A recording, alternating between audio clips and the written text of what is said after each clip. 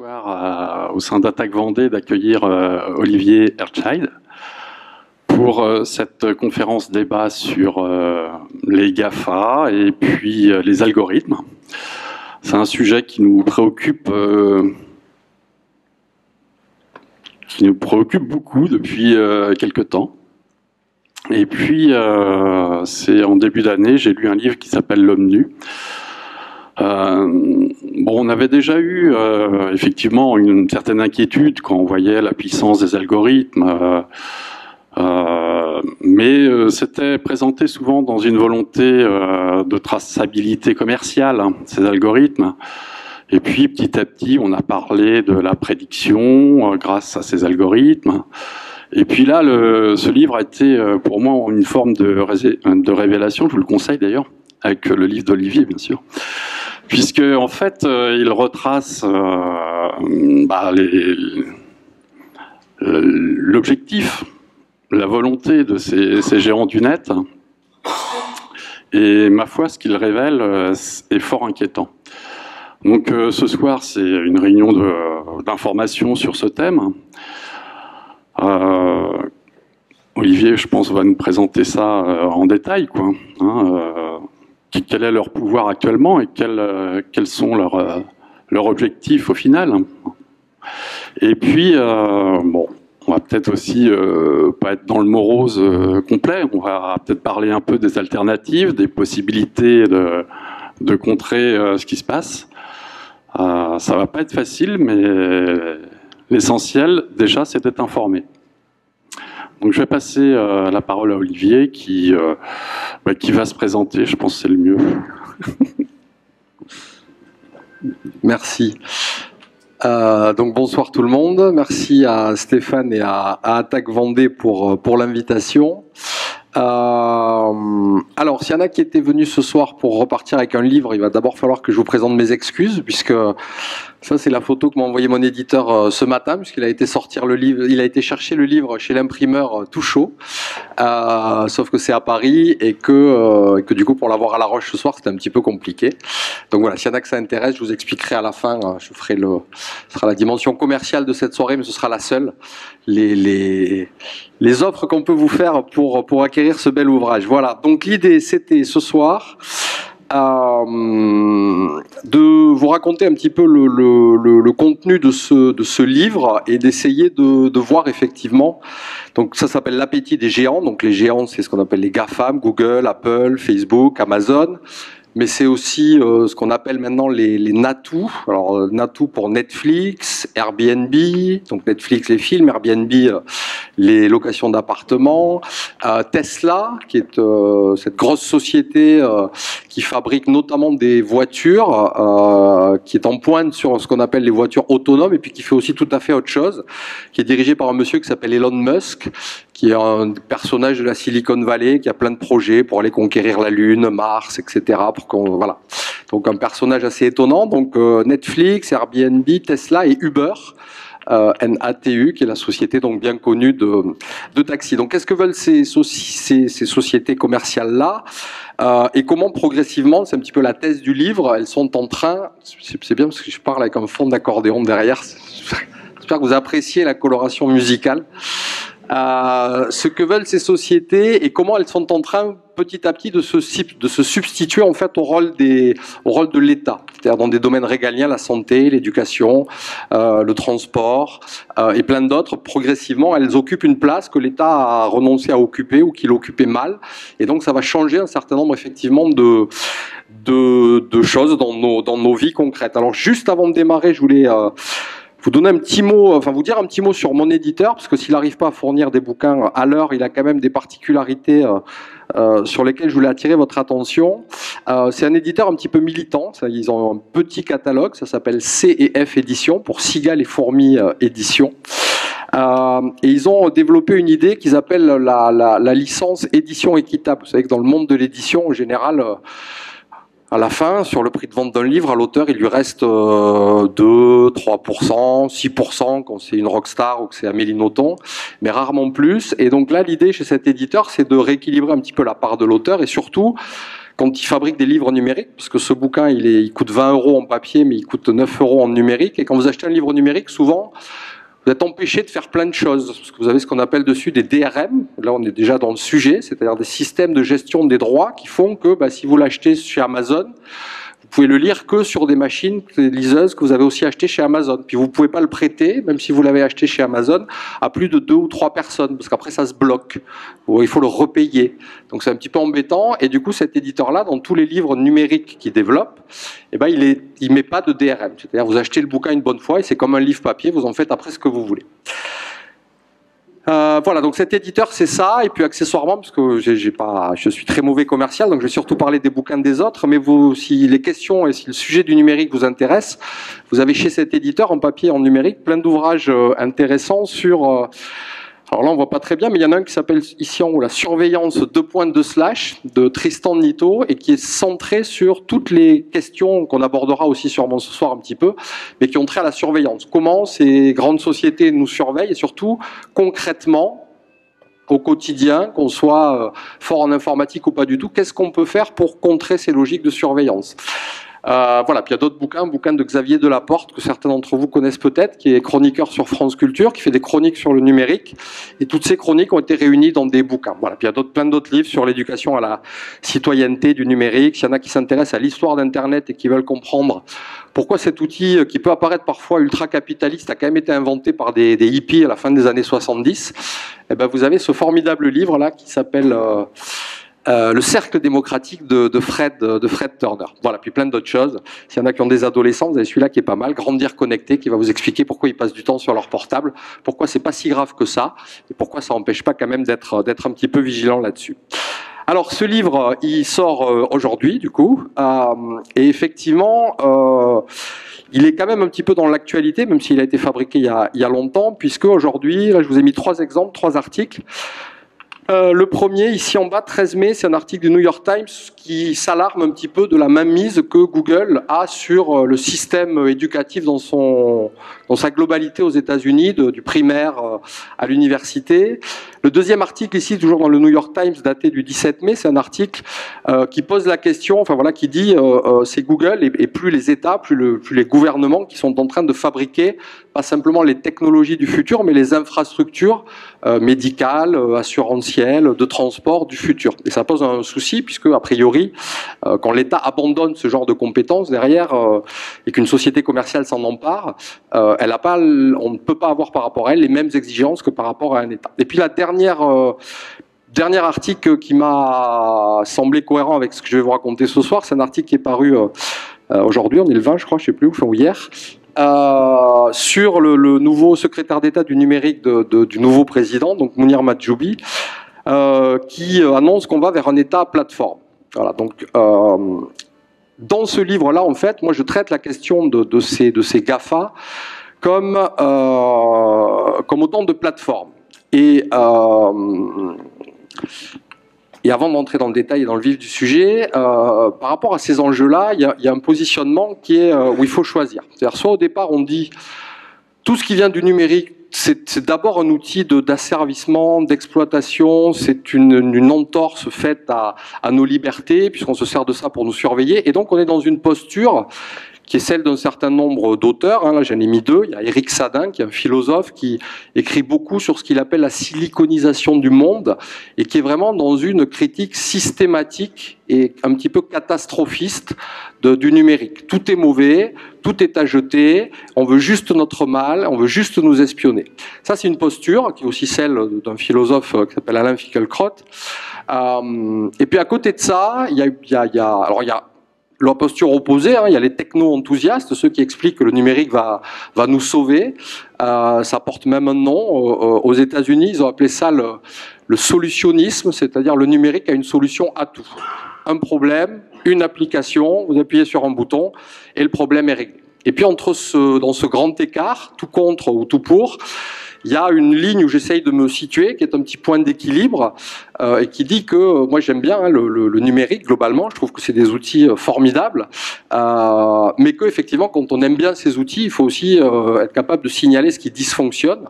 Donc ça c'est ce que j'essaye de faire. Et puis surtout, l'intérêt de ce questionnement, c'est d'essayer de combattre le premier problème, qui est le problème de l'opacité, le fait que derrière la logique de Facebook, derrière la logique de Google, rien n'est public. L'algorithme de Google, l'algorithme de Facebook, on ne sait pas concrètement comment ça marche. Alors on en a une vague idée, évidemment, et heureusement, mais dans le détail, ce qui devient problématique, c'est que même les ingénieurs eux-mêmes, les gens qui développent ces algorithmes-là chez Google et Facebook, sont incapables, à eux seuls, de rendre compte de la totalité de la complexité du fonctionnement algorithmique. C'est un petit peu comme ces codes ou ces puzzles où chacun a une petite pièce du puzzle, mais personne, à part peut-être, et encore le big boss Mark Zuckerberg, n'a de visibilité d'ensemble.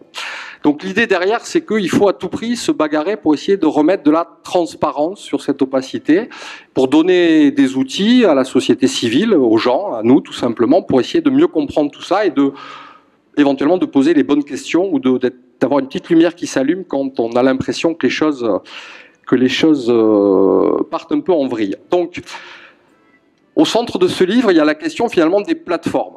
Ces sociétés, elles fonctionnent comme des plateformes. Alors une plateforme, c'est une infrastructure sur laquelle on va accrocher un certain nombre de services.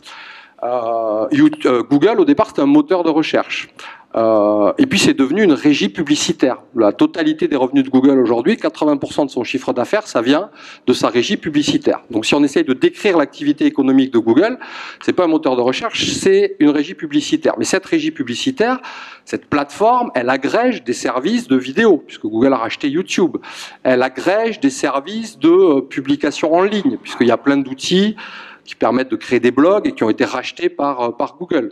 Elles permettent de faire plein de choses. Facebook, c'est un petit peu la même chose, puisque Facebook, ils ont racheté Instagram, qui permet de poster des photos, etc. Et quand on passe à des plateformes, la première image qui vient, normalement, c'est celle des plateformes pétrolières, où effectivement on va forer en mer, et puis on va essayer de chercher, d'extraire de la matière, des ressources naturelles, de la matière première. Et là, ce que ces sociétés cherchent, ce qu'elles exploitent avec leur puissance de frappe, ce sont nos données, c'est effectivement nos données personnelles. Alors elles les cherchent, très profond dans l'océan de tout ce qui est publié sur le web. Elle les raffine, parce que des données personnelles brutes, on ne peut pas en faire grand-chose. Donc il faut arriver à les faire rentrer dans des systèmes pour les traduire en termes de publicité, par exemple, pour comprendre qu'est-ce qu'on affiche à qui. Et puis ensuite, donc, à partir de là, à partir du moment où on a ces données, où elles sont traitées, on peut les exploiter. Et éventuellement, on peut aussi spéculer sur ces données. L'autre force de ces sociétés, c'est qu'elles sont capables de créer un marché, de s'approprier la totalité d'une ressource naturelle. En gros, toutes nos données personnelles, elles sont plutôt chez Facebook. Il y en a évidemment un petit peu ailleurs, mais l'essentiel de ce qui nous définit dans notre activité en ligne, c'est chez Facebook. L'essentiel de nos recherches, de nos centres d'intérêt, c'est aussi chez Google. Et à partir du moment où on a ça, on est capable de spéculer là-dessus. Donc on a le marché, on a capté la ressource première et il reste plus qu'à organiser la spéculation pour gagner encore plus d'argent et pour satisfaire les actionnaires. Alors, ces plateformes se posent la question de savoir si est-ce qu'elles jouent à jeu égal avec des États. Il y avait une photo qui avait pas mal circulé où on voyait le jeune Mark Zuckerberg en jean et en chemise serrer la main de Barack Obama, à l'époque président des États-Unis, et on se disait finalement qui c'est le chef. Parce que Facebook, c'est 1,9 milliard d'utilisateurs. La population des États-Unis, j'ai plus mes chiffres en tête, mais 400, voilà, dans une fourchette. Quand Mark Zuckerberg décide quelque chose, quand il décide, alors c'est ça dont on va essayer de discuter, mais quand il décide par exemple que l'origine du monde de Courbet n'est pas une œuvre artistique, mais s'apparente à de la pornographie, parce qu'on voit le sexe d'une femme en gros plan, il y a 1,9 milliard de personnes qui ne peuvent plus partager l'origine du monde de Courbet, parce que c'est interdit sur Facebook. Quand Mark Zuckerberg, alors pas tout seul, décide qu'une photo de poitrine féminine sur laquelle on voit le téton, c'est de la pornographie, diffuser des photos d'allaitement, des campagnes pour la promotion de l'allaitement sur Facebook, ça devient interdit. Diffuser, il y a eu ce cas-là, une association qui déploie une campagne de lutte contre le cancer du sein ne peut pas le faire sur Facebook au motif qu'on voit un téton et donc c'est considéré comme étant de la pornographie. Alors c'est pas que Mark Zuckerberg qui est responsable de ça. Culturellement, aux États-Unis, il y a effectivement un rapport au corps qui est différent. Mais le résultat, c'est que concrètement, la vie ou en tout cas la représentation de la société pour 1,9 milliard de personnes, ce qui est permis, ce qui est interdit, tout ça, ça change. Et ça change durablement. Donc, ces plateformes, elles produisent des normes sociales.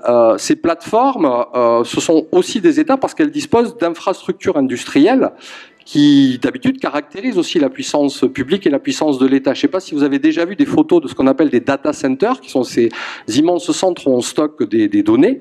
Il n'y a rien qui ressemble plus à un data center qu'une centrale nucléaire. C'est-à-dire il y a ces deux immenses tours où il y a de la fumée blanche qui sort, parce qu'effectivement, ça brasse tellement de consommation, ça chauffe tellement en termes de consommation électrique qu'il faut refroidir tout ça. C'est pour ça aussi que comme les centrales nucléaires, tous les data centers sont construits à proximité de lacs ou de grandes étendues d'eau. Donc il y a des grandes infrastructures, il y a des normes sociales qui sont produites, et puis il y a ces plateformes-là, elles ont des pouvoirs de justice et de police. C'est-à-dire que quand Facebook ou YouTube décident de supprimer une vidéo pour des motifs parfois louables, parce que c'est très violent, ou parce que c'est très violent, à aucun moment, cette plateforme ne fait intervenir un juge ou un officier de police. C'est un algorithme qui est réglé et qui décide que ça, c'est interdit. Donc ça, je l'enlève. Et ça, je ferme votre compte. Alors on peut se dire, évidemment, quand on est sur des vidéos sur lesquelles il y a, entre guillemets, un consensus moral, vidéos de pédopornographie, de torture, etc., évidemment, il n'y a aucun problème et on n'attend pas qu'il y ait une dénonciation à la police. Mais quand on est sur des choses plus compliquées, vidéos de promotion pour ou contre l'avortement, qu'est-ce qu'on fait? Si Facebook décide de retirer ses vidéos... qui est responsable, de quoi, devant qui, pour quel motif, quelle communauté est fâchée. Quand Facebook, au lendemain des attentats contre Charlie Hebdo, décide de ne pas afficher la une de Charlie Hebdo avec la caricature de Riss de Tout est pardonné en Turquie, voilà, il décide que tous les Turcs, musulmans, pas musulmans, ne verront jamais cette une de Charlie Hebdo. Pourquoi? Parce que la veille, ils ont reçu un appel du gouvernement turc qui leur a dit, voilà, c'est pas compliqué, si cette photo passe chez nous, vous perdez le marché turc. On vous vire. Donc Facebook dit OK. Du coup, il n'y a aucun Turc qui sur Facebook, il y a heureusement d'autres médias d'information, mais sur Facebook en tout cas, aucun Turc n'a pu voir cette caricature. Voilà. Donc ça pose des vrais problèmes et des vrais soucis. Et puis, y compris sur des problèmes plus triviaux, entre guillemets, ou moins essentiels, mais en termes de droits d'auteur, par exemple, tous les jours, aujourd'hui, on est arrivé à un seuil où YouTube supprime davantage de vidéos qu'il n'en est déposé sur la plateforme. Au nom du respect du droit d'auteur. Alors moi, le respect du droit d'auteur, je suis plutôt pour, parce que je suis auteur en plus. Mais le problème, c'est qu'on sait aussi que parmi ces millions d'heures de vidéos qui sont supprimées, il y en a au moins un tiers ou un quart où il n'est pas question de droit d'auteur. C'est simplement soit une erreur de l'algorithme qui s'est trompé, soit il a appliqué des règles de manière trop algorithmique, sans réfléchir, et du coup, il y a des choses qui ont été supprimées alors qu'elles ne devraient pas l'être. Voilà, donc ce qui est frappant, parce que moi ça fait 15 ans que j'essaye d'observer un petit peu ce qui se passe à l'échelle du numérique, c'est que en 15 ans, le web le média qu'on appelle le web a complètement changé de nature. C'est-à-dire que quand ça a été créé, quand ça a été inventé, le web, au début des années 90, il y a un texte qui avait beaucoup circulé qui s'appelait la Déclaration d'indépendance du cyberespace, et qui a fondé un petit peu la culture des pionniers d'Internet, c'est-à-dire peut-être vous, si vous étiez déjà sur ce qu'on appelle le web au début des années 90, entre 90 et 95. Et ce texte disait, Internet, c'est un espace hors de tout territoire physique, c'est-à-dire qu'il n'y a plus de loi, il n'y a plus de droits d'auteur, il n'y a plus de différence de pays, de race, de religion. Chacun peut s'exprimer librement, personne ne peut être censuré pour ce qu'il dit, pour la couleur de sa peau, pour ses opinions, pour son origine.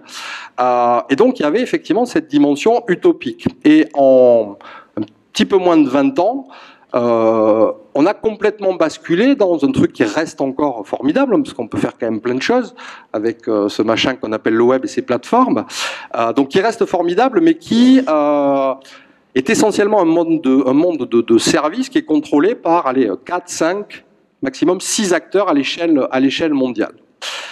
Et donc le monsieur qui a inventé le web, Tim Berners-Lee, il a dit, il a très tôt tiré la sonnette d'alarme en disant attention, on est en train de passer du web considéré comme un espace public, au sens noble du terme, à un web qui est un espace où on aligne des jardins fermés. Il appelle ça des jardins fermés, c'est-à-dire on a l'impression qu'on est dans un espace public quand on est sur Facebook.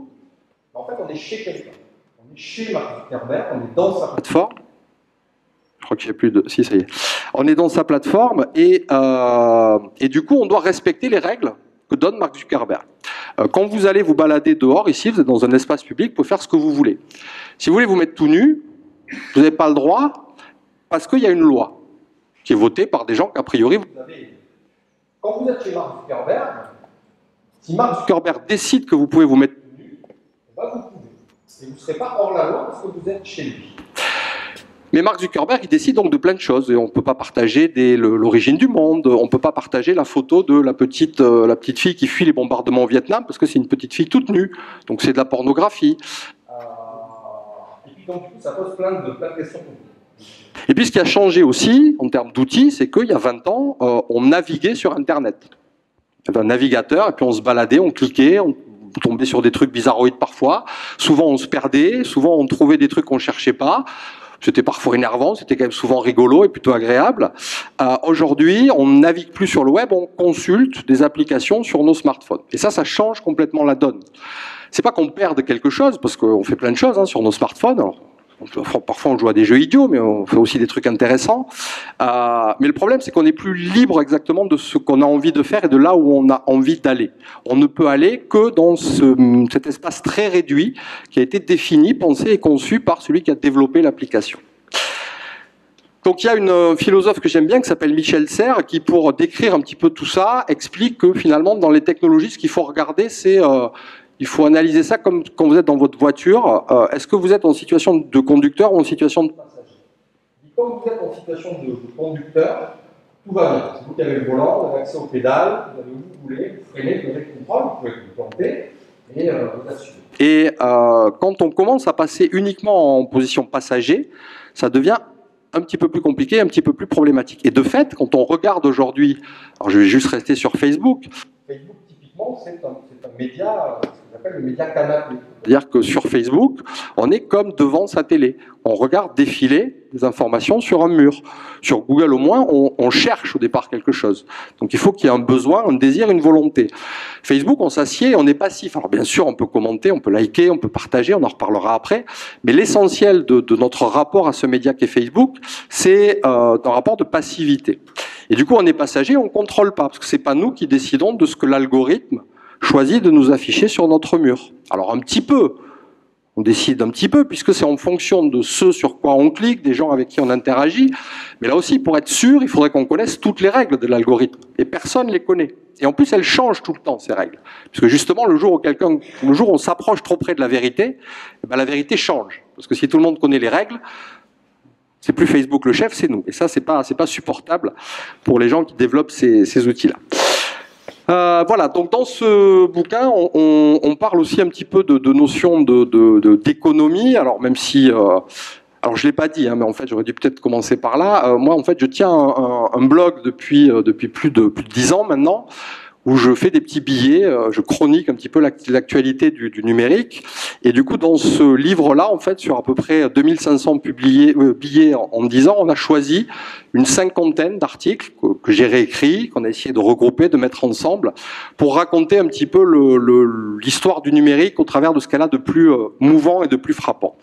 Donc il y a une dimension économique qui est très importante pour ces outils, avec des paradoxes. Un des sites les plus utilisés, les plus connus dans le monde, c'est Twitter. Twitter, c'est 400 millions à peu près d'utilisateurs, d'après Twitter, parce que là aussi, les seuls chiffres, c'est toujours les sociétés qui les donnent. Donc, quand Facebook nous dit on a 1,9 milliard d'utilisateurs, et à part le croire sur parole, on n'a pas trop de plan B, hein, donc on va les croire. Donc bref, Twitter, aujourd'hui, n'a pas de modèle économique. Et Twitter existe depuis 2007. Il n'y a que dans l'économie du numérique qu'on voit ça, c'est-à-dire une société qui peut passer toutes ces années sans avoir de modèle économique en termes de rentabilité, c'est-à-dire que Twitter ne rapporte pas d'argent aujourd'hui. Twitter perd de l'argent. Et pourtant, Twitter existe et Twitter paraît incontournable à la plupart des gens qui l'utilisent en tout cas. Uber, dont on parle beaucoup, vient de déclarer là 3 milliards de pertes. Alors après, il y a des montages compliqués où je comprends moi pas grand-chose parce que je suis pas économiste. Mais Uber aujourd'hui, sa comptabilité affiche un déficit de 3 milliards de pertes. Pourquoi? Parce que, comme je vous ai mis ici en bas le lien vers un article qui explique tout ça, en fait, ils pratiquent du dumping, quoi, c'est-à-dire qu'ils subventionnent, ils bossent à perte pour essayer de prendre des marchés, tout en maintenant un niveau de revenu pour leurs chauffeurs qu'ils estiment être à peu près décent. Et une fois qu'ils ont pris le marché, ben, effectivement, il n'y a plus de place pour la concurrence et ils peuvent développer ce qu'ils veulent. Donc il y a cette économie un petit peu bizarre, il y a cette idée qu'effectivement le modèle économique c'est celui de la publicité, tous ces services sont gratuits parce qu'il y a de la publicité qui s'affiche derrière, donc ça fait longtemps depuis le temps de cerveau disponible de Monsieur Moujotte qu'on était au courant, mais ça se confirme. Et puis ça parle d'un média qui a grandi et ça parle de la fin des idéaux, en tout cas des gens qui ont inventé ces plateformes. En fait, ce qui est rigolo ou ce qui est intéressant à observer, c'est que la plupart des sites qu'on utilise aujourd'hui, qui nous paraissent incontournables, n'ont pas été inventés pour faire ce qu'on en fait aujourd'hui. Facebook, au départ, l'histoire est connue, si vous avez regardé le film The Social Network, Facebook a été inventé au départ pour permettre aux étudiants du campus d'Harvard de noter les plus belles filles du campus. Et basta. D'accord? Donc on s'enregistrait, on se crée un petit compte avec sa photo d'étudiant, je crois que ça s'appelait le Facebook, hein, le trombinoscope. Et puis, c'est-à-dire ça s'appelait The Facebook et pas Facebook. Et puis on donnait des notes aux plus belles filles du campus. Voilà. Et c'était bien parce que c'était inventé par un type qui avait l'âge d'inventer des sites pour noter les plus belles filles du campus. On en pense ce qu'on veut, mais voilà, il avait à l'époque 20 ans, Mark Zuckerberg, un petit peu moins même. Et voilà, son intérêt c'était ça. Et aujourd'hui, évidemment, c'est plus du tout ça. Mais le problème, c'est que toute la philosophie derrière, après ça s'est construit, ça a évolué, mais la philosophie première, ça reste celle-là. La philosophie première de Facebook, c'est quoi? C'est de classer des profils humains par ordre de pertinence, comme un moteur de recherche classe des pages web par ordre de pertinence. Alors c'est plus que des filles de la plus belle à la moins belle, c'est des gens, c'est vos amis, mais quand vous likez le commentaire d'un ami, quand vous partagez la page d'une personnalité, vous lui donnez des points de beauté, en fait. Vous dites j'aime bien, voilà. Et du coup, hop, elle apparaît devant les autres. La hiérarchie. Je vous ai mis ici une citation qui est un petit peu longue, mais c'est ces deux types qui ont inventé un moteur de recherche. Et ils ont écrit, quand ils ont inventé ce moteur de recherche et qu'ils l'ont proposé au monde, ils ont écrit la chose suivante.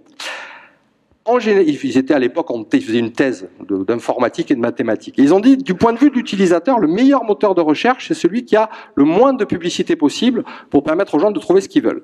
Ce qui, bien sûr, condamne le modèle de régie publicitaire de la plupart des moteurs de recherche. Puisque de toute façon, disent-ils, il y aura toujours d'énormes quantités d'argent investies par les publicitaires soucieux d'orienter le consommateur vers leurs produits et de créer chez lui un besoin de nouveauté. Nous croyons, nous qui inventons des moteurs de recherche, que le modèle publicitaire cause un nombre tellement important de biais qu'il est crucial d'avoir un moteur de recherche compétitif sans aucune publicité. Les deux types qui écrivent ça s'appellent Sergey Brin et Larry Page. C'est en 1998 et c'est dans l'article qui est toujours consultable en ligne, je vous ai mis le lien, où ils expliquent, par ailleurs, pas que ça, mais ils expliquent le fonctionnement de cet algorithme qui va complètement changer la face du monde. Alors, on peut dire aujourd'hui, voilà, ils ont renié leurs idéaux de jeunesse, ils ont vieilli, tout simplement, ils ont fait comme tout le monde, ils sont plus ou moins devenus de droite ou pas. Mais ça interroge quand même sur l'évolution. Bien sûr, il y a des... Et bien sûr, Google en 98 n'a rien à voir avec le Google d'aujourd'hui. Bien sûr, il y a une entrée en bourse qui change les choses. Bien sûr, il y a des usages, il y a une situation de monopole qui oblige un certain nombre de choses. Mais en même temps, ça questionne, voilà. Et personne jusqu'à présent ne leur a remis en face cet article qu'ils avaient écrit en 98 pour leur dire bon les gars, qu'est-ce qui s'est passé en fait? Alors, en fait, dans ce bouquin, je parle beaucoup d'une notion qui n'est pas de moi, qui est d'un monsieur qui s'appelle Frédéric Kaplan, et qu'il appelle le capitalisme linguistique. En fait, pour moi, s'il fallait retenir une révolution, un truc absolument déterminant qui a bouleversé notre rapport au monde et aux autres depuis que le web existe, c'est ce que Kaplan appelle le capitalisme linguistique. Alors, le capitalisme linguistique, c'est quoi ? C'est que le capitalisme, vous voyez vaguement ce que c'est, le capitalisme linguistique, ça consiste à dire qu'il y avait un truc, un seul, qui jusqu'à présent échappait complètement à toute visée commerciale. Un truc qui était invendable, sur lequel on ne pouvait pas faire de publicité, qui pouvait appartenir à personne, qui était notre héritage, notre bien commun, et ce truc-là, c'était le vocabulaire, c'était la langue. Personne n'avait acheté le vocabulaire. Personne n'avait acheté le français, l'allemand, etc., etc. Ce que Google a inventé, c'est pas tout à fait Google, mais ce que Google a systématisé, c'est le fait de dire la langue, en fait, le vocabulaire, c'est une ressource comme une autre. Vous me dites que l'électricité, le pétrole, voilà, c'est une ressource. Cette ressource, on va la capter. C'est vous qui la produisez, hein, cette ressource, quand vous écrivez, etc. Donc cette ressource, nous, on la capte, on l'exploite, ça c'est notre moteur de recherche, on construit une base de données où il y a 300 trilliards, on estime, même plus dire quoi que ce soit, de pages web. Donc pas une infinité par définition, mais un nombre absolument gigantesque de pages web qu'on capte un petit peu partout, et sur lequel ensuite, une fois qu'on l'a capté, capitalisme linguistique, on va organiser la spéculation. On va dire aux gens, les mots ils sont à nous. C'est-à-dire que si vous voulez vendre des pizzas à La Roche-sur-Yon, et vous voulez que quelqu'un qui tape pizza, il tombe sur votre boutique de pizza, ben vous allez nous acheter le mot pizza. On vous vend le mot pizza. On vous vend le mot pizza La Roche-sur-Yon. Et c'est ça. Alors ils ont été tellement malins qu'ils ont compris, comme c'était quand même un petit peu des gens qui avaient de vagues notions de commerce, ils ont dit si on fait ça comme ça ne va pas marcher puisque Pizza Hut va venir, ils vont nous faire un chèque de 2 milliards et puis ils auront le mot-clé pizza ad vitam aeternam pour eux. Donc ils ont dit on va vendre les mots-clés, on va faire des enchères, mais on va faire des enchères inversées. C'est-à-dire que plus il y a de gens qui vont avoir envie d'acheter le mot pizza, et moins ce mot-clé va être cher. Comme ça, qu'est-ce qui va se passer ? Eh ben, au lieu de vendre une fois le mot-clé pizza pour 1 million d'euros à Pizza Hut, on va vendre 10 millions de fois le mot-clé pizza à 10 millions de petits commerçants un petit peu partout dans le monde. Et puis on va leur revendre évidemment chaque année. Parce qu'au bout d'un moment, on leur dit ce contrat est fini. Alors en échange de ça, effectivement, eh ben, vous avez votre lien, votre publicité qui s'affiche sur Google quand on tape un mot-clé. Et on n'a plus trop le choix. C'est-à-dire qu'une fois que ce système-là s'est mis en place, on peut dire je suis contre, j'en veux pas, c'est pas bien. En France, 9 visites sur 10 pour n'importe quel site web, que ce soit un site web d'association, un site web de banque, un site web de ce que vous voulez, le club de basket de Chaillé, bref, 9 visites sur 10 passent d'abord par Google. C'est-à-dire que si vous n'existez pas sur Google, vous êtes mort, concrètement. Personne ne viendra jamais chez vous, sauf les parents, la famille et les amis qui ont l'adresse du club de basket de Chaillé, mais c'est tout. Voilà. Donc si vous voulez faire du commerce, pas la peine d'y penser. Si vous voulez exister en termes de visibilité, c'est pas la peine d'y penser non plus. Donc vous êtes obligé d'acheter et de jouer le jeu. Et donc de cautionner un système que vous, a priori, vous ne cautionnez pas nécessairement au départ. Facebook, c'est la même chose. Ils ont organisé la spéculation sur les gens, sur les profils. Je disais un petit peu tout à l'heure. Alors, ils vendent aussi alors, ils ne vendent pas des profils, mais en tout cas, ils disent à des publicitaires, vous voulez quoi ? Vous voulez des gens qui ont quel âge, qui écoutent quel type de musique, qui consomment quel type de produits, qui sortent faire du jogging 2 fois par semaine, qui habitent dans un environnement urbain. Automatiquement, on appuie sur un bouton et on vous sort 500 millions de clients. Et on affiche cette publicité que à ces 500 millions de clients. Donc vous êtes sûr que 9 fois sur 10, si on leur affiche en plus la pub au bon moment, eh ben, ils vont effectivement cliquer et venir acheter le produit. Et donc c'est le jackpot. Donc ça, le capitalisme linguistique, c'est ça. Et ça, vraiment, il y a eu un point de bascule, il y a eu un avant et un après.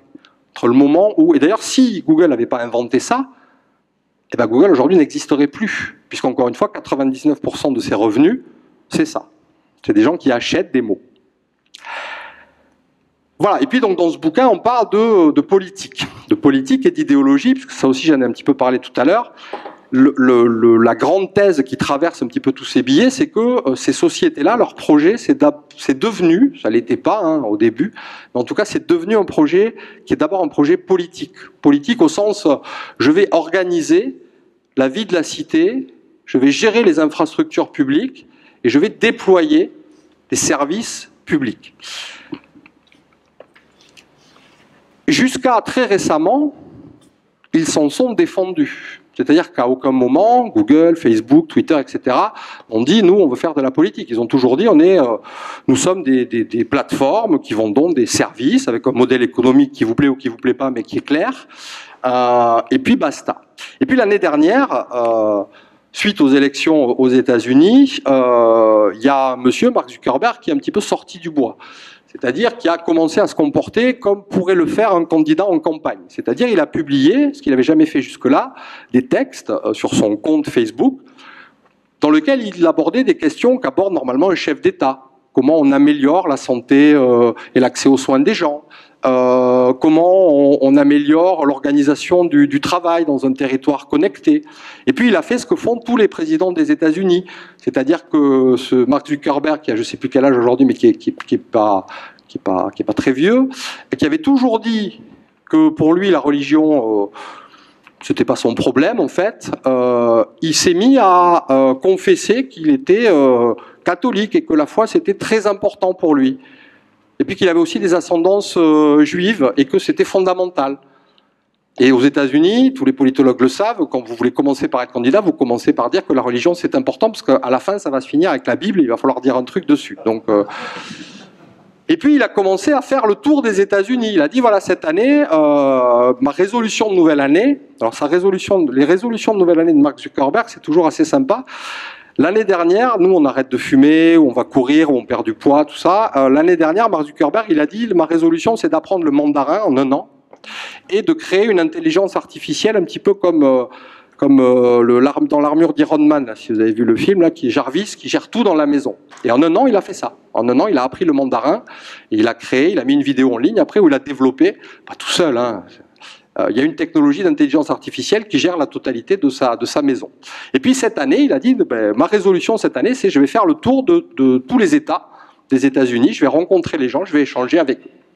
Et là, pas moi, hein, les commentateurs politiques aux États-Unis ont dit, c'est clair, comme en plus il s'était bien frité avec Trump pendant la campagne et qu'il avait quand même clairement dit qu'il était inquiet, que c'était un problème, etc., les analystes politistes américains ont dit, c'est clair, il ira à la prochaine présidentielle. Et puis après, on a appris que si c'est Clinton qui avait été élu, Zuckerberg avait déjà fait voter au conseil d'administration de Facebook un petit texte qui lui permettait de se mettre en congé sabbatique pendant 3 ans et demi pour bosser avec le gouvernement, tout en gardant les rênes de Facebook.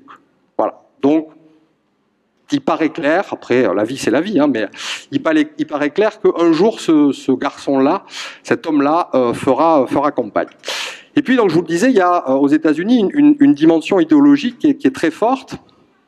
Donc, on a parlé tout à l'heure du solutionnisme technologique, c'est-à-dire cette idée qu'à tout problème correspond une application, hein, on clique sur un bouton, mais derrière, il y a une autre idéologie qui est très forte dans toute la Silicon Valley, qui est l'idéologie libertaire.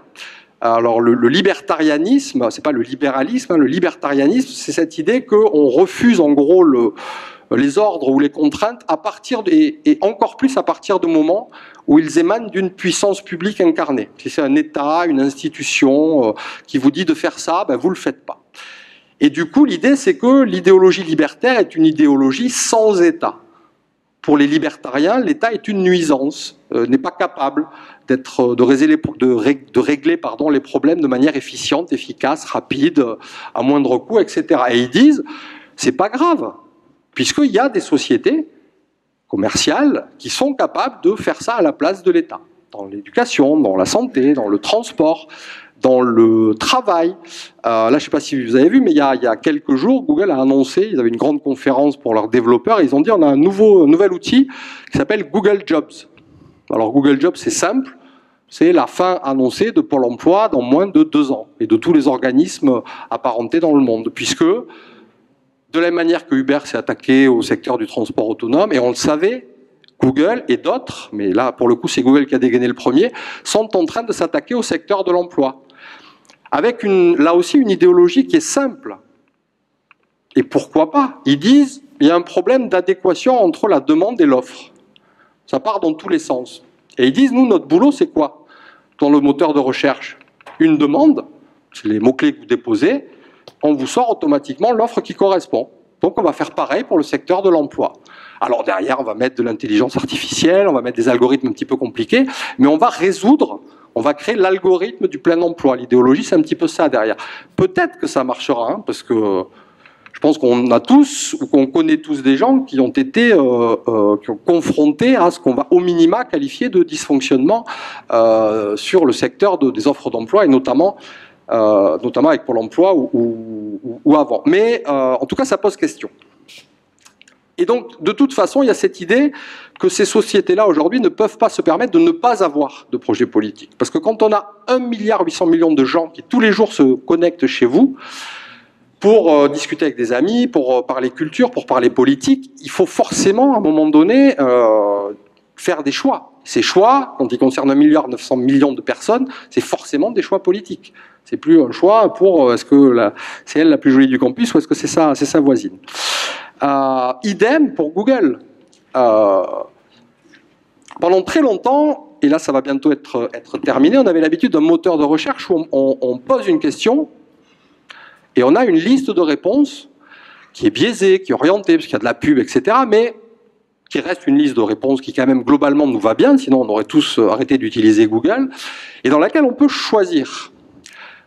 Ce qui est en train de s'installer comme technologie de pas d'après-demain, de demain matin, c'est la reconnaissance vocale, c'est-à-dire effectivement les interfaces vocales. Une interface vocale, quand vous posez une question à un moteur de recherche, elle ne va pas vous lire une liste de résultats.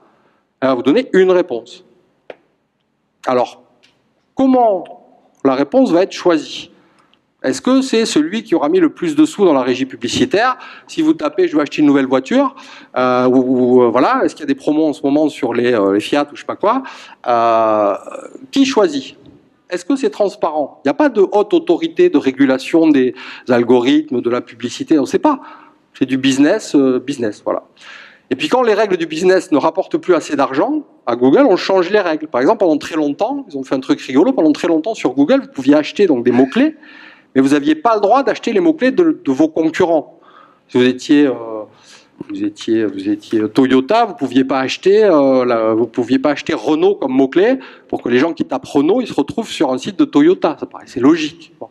Et puis, la régie publicitaire de Google étant devenue ce qu'elle était, et comme c'est la seule à peu près, ou en tout cas qu'il n'y a pas d'équivalent à l'Occident, du jour au lendemain, ils ont changé les règles. Ils ont dit, ben voilà, à partir d'aujourd'hui, c'est permis. Ce qui était interdit, acheter le mot-clé d'un concurrent, ça devient autorisé. Qu'est-ce qui s'est passé?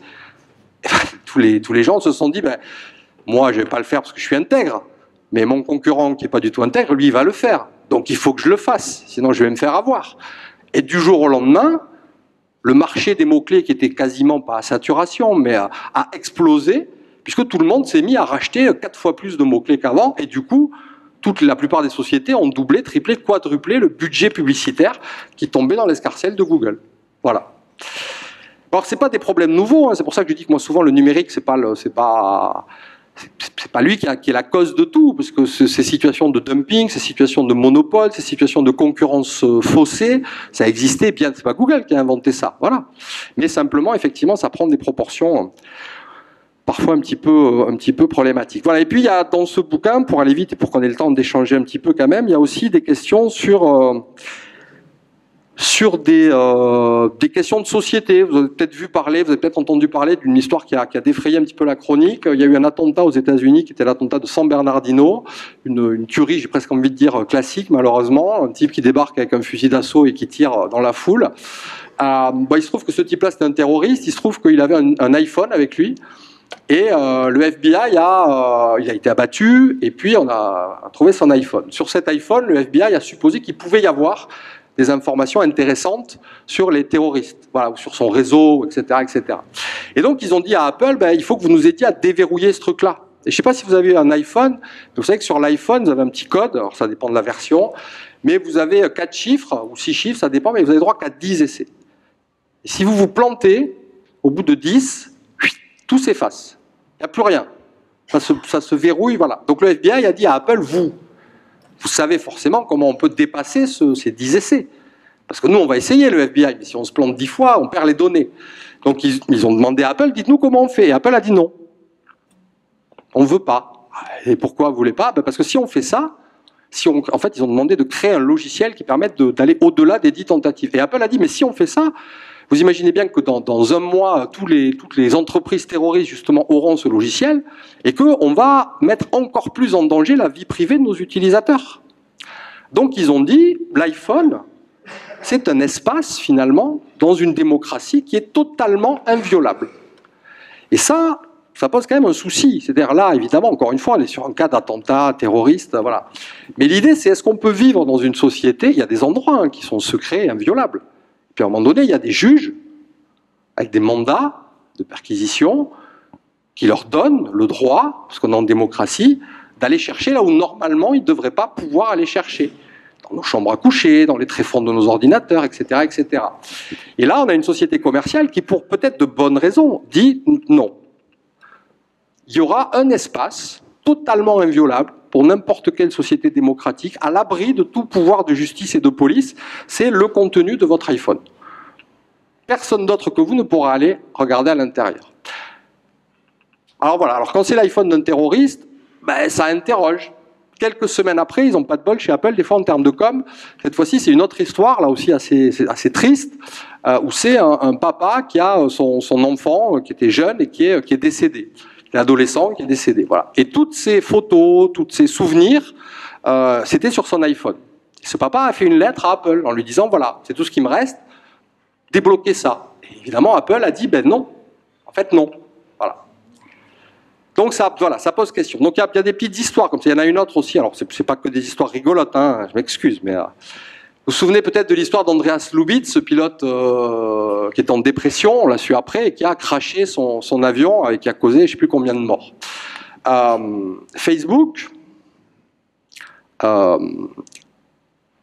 si je dis Facebook, c'est incarné, mais les algorithmes de Facebook avaient les moyens de détecter l'état dépressif de ce type-là. Et avaient accès, on l'a su après, à des échanges à l'intérieur de Facebook, là, via Messenger, qu'il avait eu avec des collègues, avec sa famille, qui attestaient d'un état dépressif aggravé. Voilà.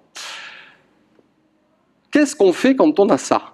Je rappelle qu'on est 1,9 milliard. Est-ce qu'on se met à signaler le moindre dépressif aux autorités de police ou de justice? Si on le fait, on va être accusé effectivement d'une espèce de machin totalitaire. Si on ne le fait pas, et si vous êtes de la famille des gens qui se sont crachés dans l'avion, vous avez quand même envie de dire à Facebook, si ce type-là avait annoncé clairement qu'il allait se suicider en conduisant un avion, on aurait préféré le savoir.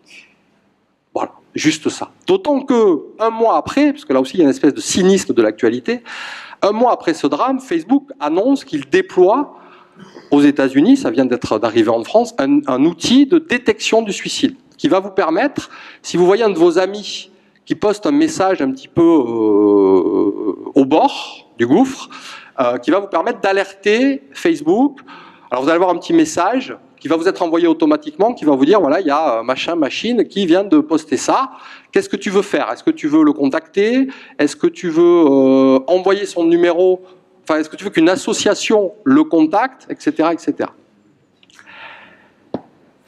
Et puis il y a la question de ce que... Puis après, je m'arrête. Je sais plus. Ouais, bref, je m'arrête vite après. Dernière question dont il est beaucoup question, enfin autre question dont je parle beaucoup dans le bouquin, c'est l'idée de la bulle de filtre, c'est-à-dire ces plateformes dans lesquelles on évolue. Leur but premier au début, dans le discours commercial qui les accompagne, c'est de nous dire on va vous ouvrir au monde. Vous allez découvrir des choses, des gens que vous n'auriez jamais vus en étant résident à La Roche-sur-Yon, à Némy ou à Chaillé-sous-les-Ormeaux. Vous allez voir des musulmans, des gens de couleur, des hindous, des texans, voilà, toute religion, toute culture, etc. Parce que 1,9 milliard de personnes. Donc forcément, il y aura des gens qui ne sont pas comme nous. Et à l'inverse, ce que tous les sociologues ont analysé et démontré, c'est que quand on nous place en situation d'être noyé dans une altérité qui n'est pas la nôtre, par définition, au milieu de cultures qu'on ne connaît pas et qu'on ne comprend pas, la première tendance normale, c'est pas parce qu'on est méchant, raciste, bête, c'est de se rapprocher des gens qui sont comme nous, qui pensent comme nous politiquement, qui ont la même religion que nous, qui ont le même niveau social que nous à peu près, qui ont les mêmes approches éducatives, etc., etc., etc. C'est ce qu'on appelle l'homophilie, c'est-à-dire le fait de qui se ressemble s'assemble, c'est ça. On se rapproche d'abord des gens qui sont comme nous parce que ça nous rassure, et parce que c'est plus facile d'échanger avec ces gens-là. Donc la promesse de ces sites, la promesse de l'altérité, c'est une promesse inverse. Plus il y a de gens différents, et il y en a beaucoup sur Facebook, et plus on voit se renforcer des phénomènes ultra-communautaires. Et de fait, vous avez des gens qui, sur Facebook, n'échangent qu'entre eux. Alors il y a une blague, un moyen facile de le vérifier. Vous faites votre introspection politique, vous dites je suis de gauche, je suis de droite, d'extrême gauche, d'extrême droite, ou majorité présidentielle, parce que maintenant il y a une nouvelle équation. Et une fois que vous avez dit ça, vous regardez à l'autre bout de l'échiquier. Et vous dites, j'ai combien, si vous êtes sur Facebook, si vous êtes de gauche, regardez combien vous avez d'amis que vous soupçonnez d'être de droite sur Facebook, et réciproquement. Et vous verrez qu'en moyenne, vous en avez 2. Parce qu'on a toujours au moins 1 ou 2 amis qui sont ce que les sociologues appellent des amis alibi. C'est-à-dire pour se prouver à soi-même qu'on est capable, si on est de gauche, d'échanger avec des gens de droite, et inversement. Voilà. Mais le fait, c'est que la plupart des gens avec qui vous échangez sur Facebook sont des gens comme vous. Ce ne sont pas des gens qui sont foncièrement différents. Donc il y a cette idée derrière qu'en fait, ces algorithmes fabriquent une bulle de filtre. Et ça vaut pour les débats et les opinions politiques. Alors pourquoi ils fabriquent cette bulle de filtre? Alors il y a des gens qui sont d'accord, qui ne sont pas d'accord, etc. On ne va pas refaire le débat là. L'idée, en tout cas, c'est qu'il y a un déterminisme algorithmique. Un déterminisme algorithmique, ça veut dire quoi? Ça veut dire, ça a été démontré là aussi par plein de gens qui sont là aussi des sociologues. Quelqu'un qui, sur Facebook, crée son compte, clique sur une ou 2 pages qu'on lui propose au départ, et clique sur une page qu'il a choisie, si c'est une page de gauche, et si systématiquement, sans réfléchir, il se met à cliquer et à liker toutes les pages que l'algorithme de Facebook va lui proposer, au bout de quelques heures, il va se retrouver avec uniquement des pages, non pas de gauche, mais d'extrême gauche. C'est-à-dire qu'il va les choix que Facebook va lui proposer ont compris qu'il était de gauche, parce qu'il a liké la page du Parti Socialiste, ok, voilà, la page de combat d'Hélice, clique, je like. Et du coup, Facebook dit, bon, il aime le Parti Socialiste, donc on va lui proposer la page de Benoît Hamon. Et je relike. Je ne me pose pas la question des courants, des machins, je like bêtement ce que Facebook me propose. Et petit à petit, l'algorithme de Facebook, de la gauche, va nous amener à l'extrême gauche. De la même manière que, voire Mélenchon, de la même manière que si on fait la même chose à droite, petit à petit, Facebook ne va vous proposer que des pages qui sont des pages d'extrême droite. Alors encore une fois, je répète, on est dans le cadre d'une expérience où les gens n'ont pas réfléchi, ils ont juste cliqué automatiquement. Mais ça veut bien dire qu'il y a une fabrique de l'opinion qui est mathématisée et qui pose derrière problème. Voilà, donc, en gros, les grands problèmes, et puis je prends 5 minutes pour les solutions, la question de ce probabilisme-là, cette idée que les algorithmes peuvent tout prévoir. Alors ça, c'est une vieille idée, là aussi, c'est pas Facebook qui a inventé ça, c'est Orwell, qui disait dans 1984, celui qui contrôle le passé contrôle le futur. Ben, tous ces sites-là, c'est exactement ça. C'est-à-dire que toutes les prévisions, toutes les prédictions que fait Google, que fait Facebook, elles sont toutes basées sur une historicité, sur le passé. Mieux on connaît le passé, mieux on sait ce que vous avez fait hier et mieux on sait ce que vous allez avoir envie de faire demain à la même heure. Parce que nous sommes Ça, c'est mon copain Dominique Cardon qui fait aussi des bons bouquins, dont un qui s'appelle « À quoi rêvent les algorithmes », qui est moins cher que le mien en plus, et qui est vraiment super, qui explique qu'en fait l'être humain, il fonctionne avec des habitus, c'est-à-dire on a des habitudes, et c'est très très facile, quand on a la technologie et la puissance de calcul de Google ou de Facebook, de prévoir nos habitudes, parce qu'on est éminemment prévisible. Parce qu'on a des vies qui sont organisées comme ça, et des goûts qui sont organisés. Et c'est pas grave. Ce qui est grave, c'est quand on se sert de cette prévisibilité pour forcer un certain nombre de décisions et de choix. Et encore une fois, quand on est sur des choix de consommation, on peut dire, bon, c'est de la pub. Mais quand on est sur des choix politiques, personne aujourd'hui ne peut sérieusement dire que Facebook seul peut faire changer de vote un individu. Ça, c'est pas possible. Parce que le vote, la décision de voter, est une décision qui est multifactorielle, qui dépend de plein de choses. Mais par contre, personne aujourd'hui ne peut sérieusement dire que la fréquentation de Facebook n'a pas d'influence sur notre vote. Parce que ça aussi, on l'a démontré, pas moi, mais les gens qui bossent là-dessus ont démontré qu'il y avait une influence de Facebook, parmi d'autres. Mais que, au même titre que d'autres, cette influence, pour certains individus, dans certains contextes, pouvait être déterminante. Et du coup, un média, théoriquement, est en capacité d'influencer le vote de 1,9 milliard d'individus. Ça veut quand même dire ça, si on résume un petit peu.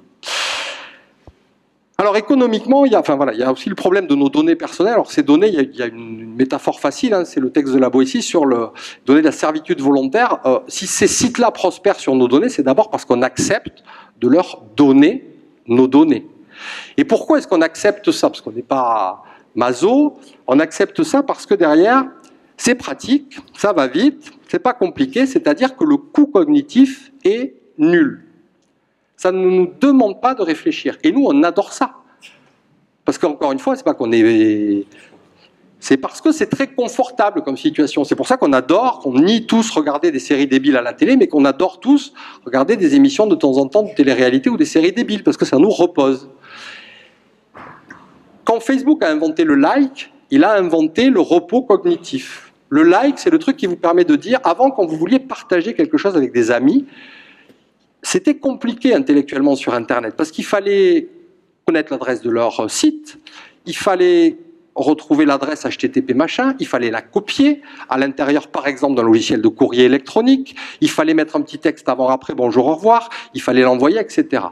Ce que Facebook a inventé, c'est la paresse cognitive, c'est-à-dire tu veux partager un truc, like-le, et automatiquement on va informer tous tes amis que tu as aimé ça. Et c'est très bien, ou pas.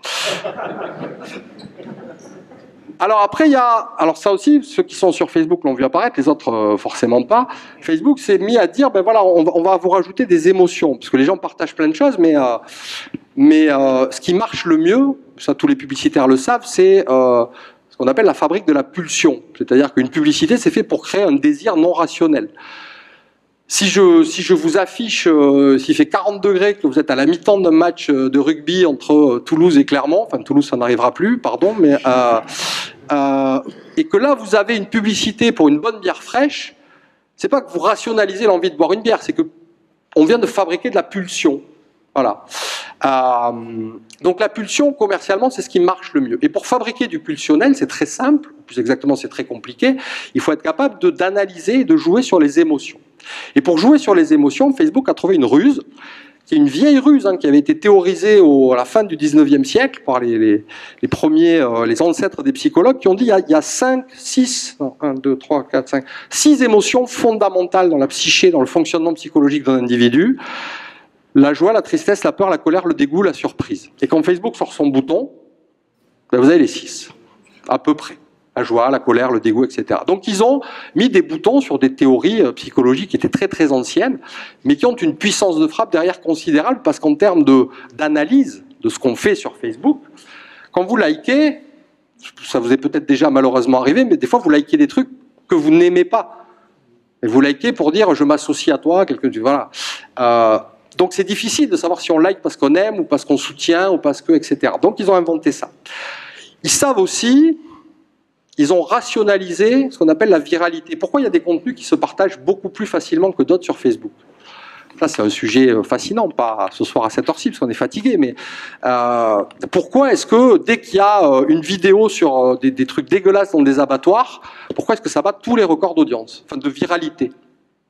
Ben parce que, et là aussi, c'est pas Facebook qui a inventé ça, mais par contre, ça nous a permis de le mesurer, on sait que dans la hiérarchie des émotions, celle qui se propage le mieux, celle où on est les plus paresseux cognitivement, celle où on réfléchit le moins avant de partager quelque chose, c'est à partir du moment où on joue sur le ressort de la colère et de l'indignation. Voilà. Dès qu'on voit un truc qui nous met en colère ou qui nous indigne, tout de suite notre cerveau se met en mode veille et on a envie que la terre entière soit au courant qu'on est en colère ou indigné. Voilà. C'est comme ça, c'est parce que l'être humain fonctionne comme ça. Et du coup, pour Facebook, c'est pratique. À l'inverse, ce qui se partage aussi très bien, c'est la joie. D'où le fait que sur Facebook, vous avez le monde joyeux des chatons, avec toutes les photos de chatons que vous voyez passer, parce que viralement, ça marche très bien, c'est bon pour le business, et c'est pour ça que plein de marques font des pubs avec des chatons. Et de l'autre côté, vous avez presque à proportion égale des contenus violents, agressifs, qui mobilisent notre colère, notre indignation, parce que là aussi, viralement, c'est ce qui fonctionne le mieux. Donc on instrumentalise nos émotions, et ça, c'est jamais très bon quand même. Et puis, voilà, il y a deux trucs, le syndrome de Peter Pan et le syndrome de Spider-Man, donc là aussi pour faire vite, hein, je vais pas faire je suis pas psychologue, donc je vais pas m'intéresser à la psyché de Mark Zuckerberg, il y a des gens qui l'ont fait à ma place, et ils ont quand même montré qu'il y avait chez lui et chez plein d'autres une forme de syndrome de Peter Pan, c'est-à-dire d'enfant qui ne veut pas grandir, qui a des défis. Zuckerberg, hein, quand il a créé son appli pour noter des filles sur le campus, il avait 18 ans, il venait de rentrer à Harvard, il avait des boutons, il avait un corps avec lequel il était un peu fâché, et il avait un vrai problème qui était à la limite de la pathologie en termes de socialisation. Il y avait beaucoup de difficultés à s'approcher de l'autre. C'est quand même le type qui aujourd'hui est à la tête du premier réseau social de la planète, c'est quand même assez troublant. Voilà. Et en même temps, il y a souvent, dans le syndrome de Peter Pan décrit par les psychologues, ce qu'ils appellent le recours à la pensée magique. C'est-à-dire cette idée que quand il y a un problème insurmontable, claque des doigts, il y a une formule magique et on le résout. Et la formule magique, chez Zuckerberg, mais chez d'autres, c'est l'algorithme. Quand on ne sait pas résoudre un problème, on fait tourner l'algorithme et il va trouver la solution tout seul. Et puis il y a Spider-Man. Spider-Man, puisque de grands pouvoirs impliquent de grandes responsabilités. Et il ne faut jamais oublier, quand on critique ces plateformes-là, que la plupart de ces pouvoirs, alors je ne vais pas les plaindre, hein, après avoir passé 3 quarts d'heure à les dézinguer, mais ces types-là ne l'ont pas choisi, ce pouvoir-là. Ils l'ont construit, mais ils se sont retrouvés à gérer des trucs. Quand Mark Zuckerberg il invente Facebook, il ne pense pas qu'un jour, il sera candidat à l'élection présidentielle américaine et que c'est lui qui va décider de ce que les musulmans peuvent voir en termes de représentation de l'image du prophète. C'est complètement à côté de son champ psychologique, culturel, etc. Et aujourd'hui, il doit gérer ces problèmes-là. Alors on fait quoi? Alors, 5 minutes, après je me tais, individuellement, il y a cette idée que j'aime bien qui est le syndrome du colibri. Vous connaissez l'histoire du colibri, hein, la forêt qui prend feu, le colibri qui fait des allers-retours avec un petit peu d'eau, les animaux qui le regardent passer, qui lui disent qu'est-ce que tu fais, tu vas pas y arriver tout seul. Il dit non, mais si chacun bosse un peu, tous ensemble on va y arriver. Donc le colibri, c'est s'informer, réfléchir, promouvoir chaque fois qu'on peut l'utilisation du logiciel libre ou des solutions alternatives. Il y a 5 ans, il n'y avait pas, on n'avait pas le choix. Quand on voulait faire un Doodle pour prendre des rendez-vous, il n'y avait que Doodle. Quand on voulait envoyer un document Word, il n'y avait que Word. Aujourd'hui, on a des choix. Il y a un machin qui s'appelle Dégooglisons Internet, qui est monté par une association qui s'appelle Framasoft, qui, pour tous les outils que vous connaissez, traitement de texte, visioconférence, Doodle, vous propose des alternatives logicielles libres, open source. Il y a ce bouquin que je vous recommande vraiment, pas parce que c'est chez mon éditeur et pas parce que j'ai des droits, mais parce que c'est un très bon bouquin, qui s'appelle Surveillance, qui est vraiment centré sur les questions de surveillance citoyenne et individuelle, où il y a 60 pages sur comment ça marche la surveillance et 60 pages sur comment on fait pour déjouer la surveillance sans avoir besoin d'être forcément un geek. À l'échelle, il y a des associations.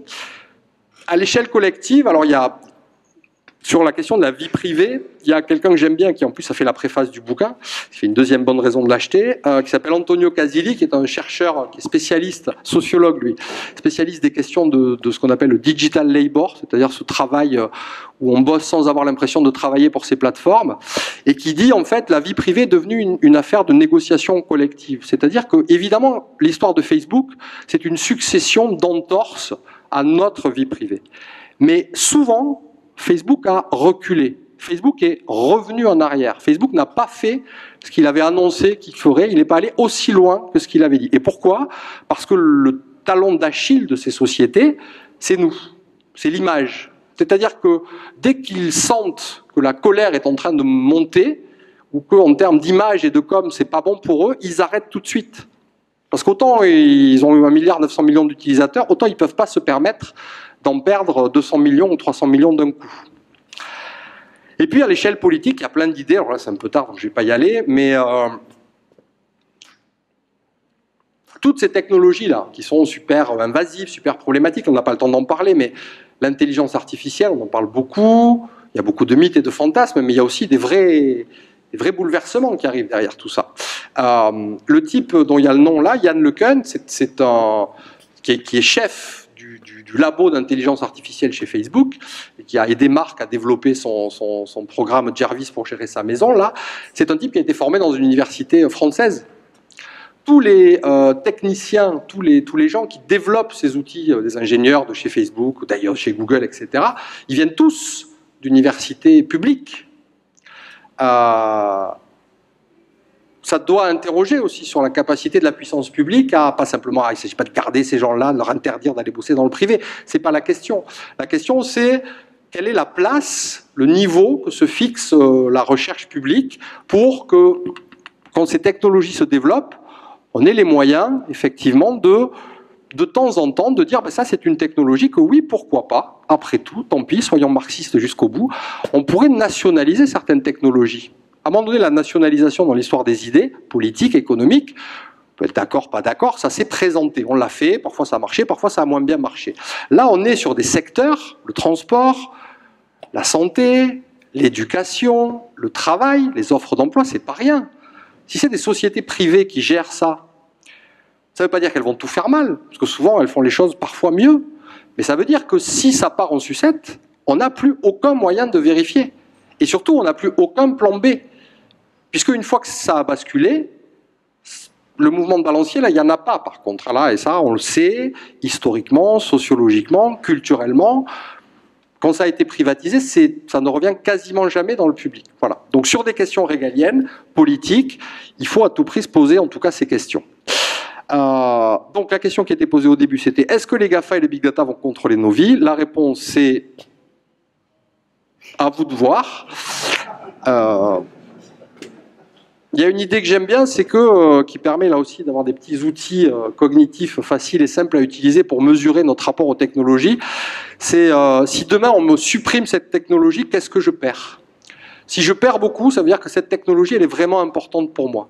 Si je perds pas grand-chose, bah finalement c'est que si demain on me supprime ma voiture, je suis vraiment embêté, hein, vraiment, parce que j'ai un vélo, j'ai des pieds, mais quand même pour ma vie je suis vraiment embêté. Si demain on me supprime mon portable, je suis embêté. Mais si dans mon portable, demain, on me supprime certaines applications, il y en a qui vont plus m'embêter que d'autres, etc., etc.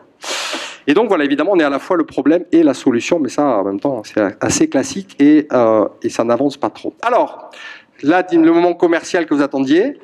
Si ce que je vous ai dit vous a vaguement intéressé, et si vous voulez le retrouver à l'écrit, donc, il n'y a pas le bouquin ce soir parce qu'il vient de sortir. Donc, vous avez plusieurs options. Le mieux, hein, c'est de le commander chez l'éditeur, parce que c'est un petit éditeur. Donc vous avez le site, ça vous coûtera 20 € plus les frais de port, c'est un peu cher, ou 9 € en numérique sans DRM, vous pouvez le prêter, le copier, le faire circuler dans tous vos réseaux sans aucun souci, puisqu'il y a cette idée aussi, moi que j'aime bien, qui est que la connaissance c'est d'abord fait pour être diffusée.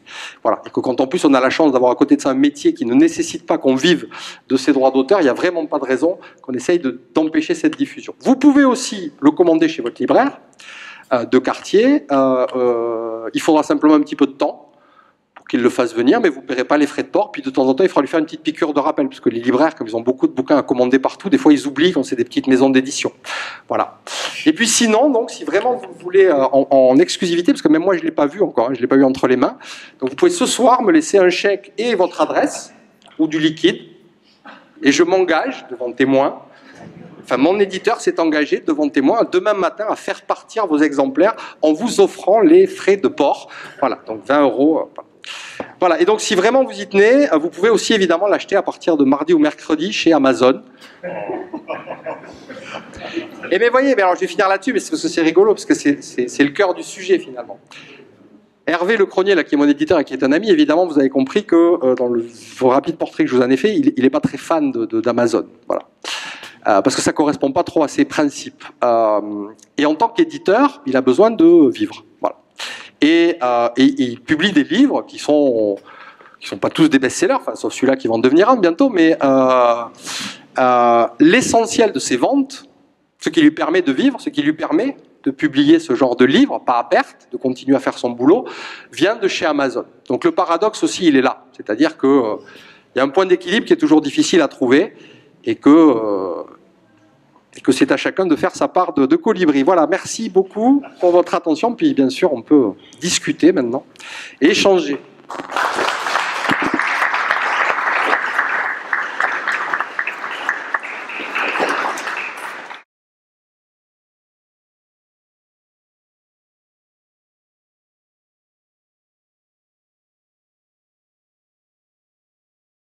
Alors, sur la première question dans l'ordre, sur la question de l'addiction et le fait que des gens peuvent y trouver du plaisir, c'est une réalité scientifique. C'est-à-dire que on s'est aperçu, parce qu'on a fait passer aux gens des IRM, on leur a mis des casques sur la tête pour mesurer l'activité de leur cerveau, et on s'est aperçu que par exemple, consulter son smartphone, ouvrir ses mails et regarder ses likes Facebook, ça a activé dans le cerveau une zone qui est celle de la récompense et du plaisir. Voilà. Donc il y a, de manière neuronale, une zone du plaisir qui est activée et qui correspond à ce genre d'activité. Qu'on explique, hein, après, pas que de manière neuronale, parce qu'il y a des effets de reconnaissance sociale, on aime bien que les gens nous aiment bien, donc nous parlent, etc. Mais concrètement, dans notre cerveau, la zone du plaisir est activée.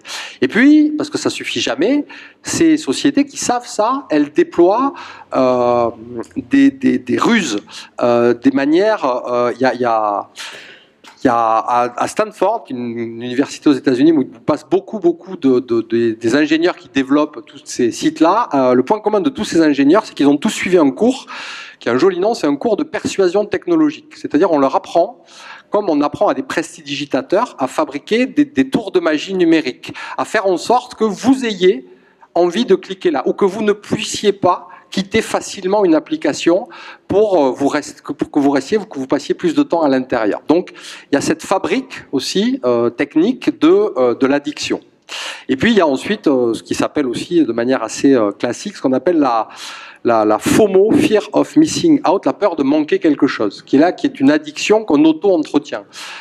Ce qu'on observe, c'est que quand les gens sont déconnectés pendant un certain temps, alors ça dépend évidemment de votre niveau d'addiction préalable, mais quand vous vous déconnectez, vous avez peur d'avoir raté des trucs essentiels, même si vous savez que quand même, globalement, à part votre pote qui a mangé une pizza et vous n'avez pas raté, voilà. Mais quand même, il y a cette peur. Et du coup, quand on s'est aperçu, c'est pour ça que c'est toujours un couple dynamique, quand les ingénieurs de la Silicon Valley se sont aperçus qu'il y avait cette peur de manquer quelque chose, mais qu'elle n'était pas suffisamment puissante pour nous inciter à y retourner, parce que des fois on arrivait à dominer sa peur, ils ont construit des dispositifs technologiques qui nous rappellent qu'il faut avoir peur. Donc quand vous vous reconnectez sur Facebook, on vous dit, est-ce que tu as vu, non pas sur Twitter, est-ce que tu as vu tout ce que tu as raté pendant que tu n'étais pas là? Et donc on vous sélectionne 2-3 tweets qui vous disent, ah ben alors c'est jamais pareil, c'est pas essentiel, mais ça vous rappelle, si vous l'aviez oublié, que vous pouvez rater quelque chose. Voilà. Sur la question de l'échec, alors il y a évidemment des cimetières numériques qui sont très bien remplis, c'est-à-dire que pour un Google, il y a 45, 50, 200 sociétés qui se sont cassées la figure, qui ont essayé de monter un moteur de recherche. Il y a un principe qui est assez simple et assez cynique dans le numérique, dans l'économie du numérique, c'est que le premier rafle la mise. Voilà. Et ça vaut pour tout. Google c'était pas le premier moteur de recherche, c'était le premier moteur de recherche à déployer une manière de classer les pages qui dépendait du nombre de liens qui pointaient vers elle. En gros, moteur de popularité, plus il y a de liens vers une page et plus elle est pertinente. La formule de Google, c'est juste ça. C'est beaucoup plus compliqué que ça, mais basiquement, c'est ça. Ça a été le premier à faire ça. 2 mois après, puisqu'ils avaient écrit ce fameux article où ils ont expliqué comment ça marchait, hein, et n'importe qui pouvait le refaire, il y a d'autres gens qui ont essayé. Mais ils avaient 2 mois d'avance. Personne n'a pu rattraper ce retard-là. Google s'est mis à faire de la numérisation de livres. Vous avez entendu parler de Google Books, projet pharaonique, etc. Là, ce n'est pas une petite PME qui s'est attaquée au problème, c'est Microsoft qui, 1 an après le démarrage de Google Books, a dit, nous, on va faire pareil. Microsoft, ils ont de la trésorerie, ils ont des moyens, ça va. Au bout de 2 ans, donc ils ont démarré 1 an plus tard, ils ont tenu 2 ans, et au bout de 2 ans, ils ont dit, basta. On ne rattrapera jamais le retard qu'ils ont pris. Amazon, plein de gens ont tenté de concurrencer Amazon. Personne n'y est arrivé. eBay, c'est pareil. Uber, Airbnb, toutes ces sociétés-là ont été les premières à mettre la main, à capter un marché, un service, ou à créer parfois ce marché. Et à partir de là, c'est très compliqué. C'est pour ça que c'est si compliqué aussi, même quand on n'est pas fan de Facebook, de dire « je vais aller ailleurs », parce qu'il y a d'autres réseaux sociaux qui existent, qui sont plus respectueux de la vie privée, etc. Mais c'est compliqué, parce que si on y va, il faut qu'on amène tous nos potes avec nous. On ne va pas y aller tout seul. Et puis, vous savez bien, le problème, c'est jamais nous, c'est toujours les autres. Donc nous, on veut bien y aller, mais c'est les autres qui ne veulent pas suivre. Donc voilà, il y a cette règle du premier qui rafle la mise. Et puis sur la dernière question, effectivement, sur la capacité de prévoir, eh ben, on nous survend des trucs qui ne marchent pas. Les algorithmes, leur capacité de prédiction, ils sont très forts pour prédire de l'identique. Ils sont nuls pour prédire du différent. C'est-à-dire que si on se comporte demain, après-demain, dans 1 mois, après les élections, comme on s'était comporté pendant les élections passées, personne mieux qu'un algorithme ne sera capable de prévoir ça. Mais si ça change, et là, ça a changé, parce qu'il y a des trucs qu'on n'avait pas prévus, on ne pouvait pas prévoir qu'il y aurait des frais de costume imprévus, on ne pouvait pas prévoir qu'il y avait des contrats de travail qui se perdraient, ça a changé la donne, et du coup, les algorithmes se sont mis à pédaler. Ils n'avaient plus de quoi nourrir leur système de prévision. Comme ils n'avaient plus de référence stable, si Fillon n'avait pas été empêtré dans cette histoire, oui, les algorithmes prévoyaient qui gagnait, et que, mais il n'y a pas que les algorithmes d'ailleurs, et que ce serait plutôt, ça risquait d'être un duel, effectivement, Fillon-Le Pen, voire Fillon-Mélenchon. Donc il y avait des prédictions qui étaient un petit peu différentes de celles des sondeurs, mais tout est parti en sucette à partir du moment où il y a eu ces affaires et où la prévisibilité, le passé, enfin le présent, l'actualité n'a plus été assez stable pour construire des modèles de prévision pour le futur. C'est un petit peu pareil pour les prévisions météo, hein. Si vous avez un modèle stable et pas de perturbations fortes, ben vous êtes capable, avec un taux de fiabilité de 80-90%, de prévoir la météo à 3-4 jours. Et puis, il peut y avoir un imprévu. Et là, tout votre système, eh ben, il ne marche plus. Voilà.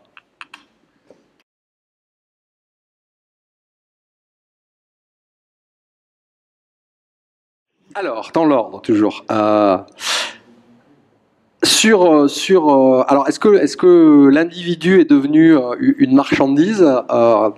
Probablement, mais encore une fois, c'est pas non plus Internet qui a inventé ça. Ce qu'Internet a inventé, par contre, c'est que l'individu est devenu... Moi, j'utilise la formule qui est de dire sur Internet, l'homme est un document comme les autres. C'est-à-dire que toute notre activité, y compris toute notre psyché, est au sens propre documentable. On peut produire des documents. On peut indexer, on peut classer les gens par profil, par centre d'intérêt, etc. Donc, voilà, ce que ça produit, c'est de la documentation et on est traité comme un produit documentaire. Ça, c'est le premier point. Ensuite, il y a la question du totalitarisme, de Linky, etc. Alors, pour être franc, Linky, j'ai regardé plein de débats et d'émissions passionnantes. J'ai pas encore réussi à me faire un avis très tranché sur la question. Ce qui est sûr, c'est que une technologie en elle-même est toujours neutre. Le seul truc qui est pas neutre, c'est l'usage qui en est fait. Voilà. Alors, que Linky collecte des données personnelles, ça, c'est acquis. Parce que c'est le principe. C'est fait pour ça et c'est parce que derrière, il y a un service qui est rendu et qui doit être plus efficient, parce que plus on a de données personnelles et mieux normalement le service est adapté, etc. Bon. Après, là où il y a débat, c'est sûr, ces données elles vont où? Ces données elles sont traitées comment? Et prouvez-moi que c'est vraiment efficient et que vous n'allez pas en profiter pour nous gruger et nous faire payer plus alors qu'on devrait payer moins.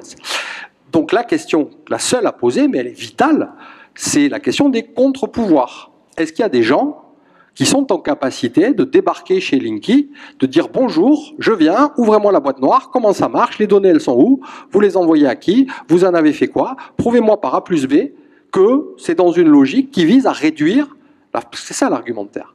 Hein, plus on vous connaît, plus on est capable de qualifier votre consommation électrique, et plus vous allez être gagnant et moins vous allez payer. Prouvez-le. Voilà, c'est tout. Il y a une mathématicienne aux États-Unis là qui a publié un bouquin là-dessus. Elle dit les algorithmes, c'est des...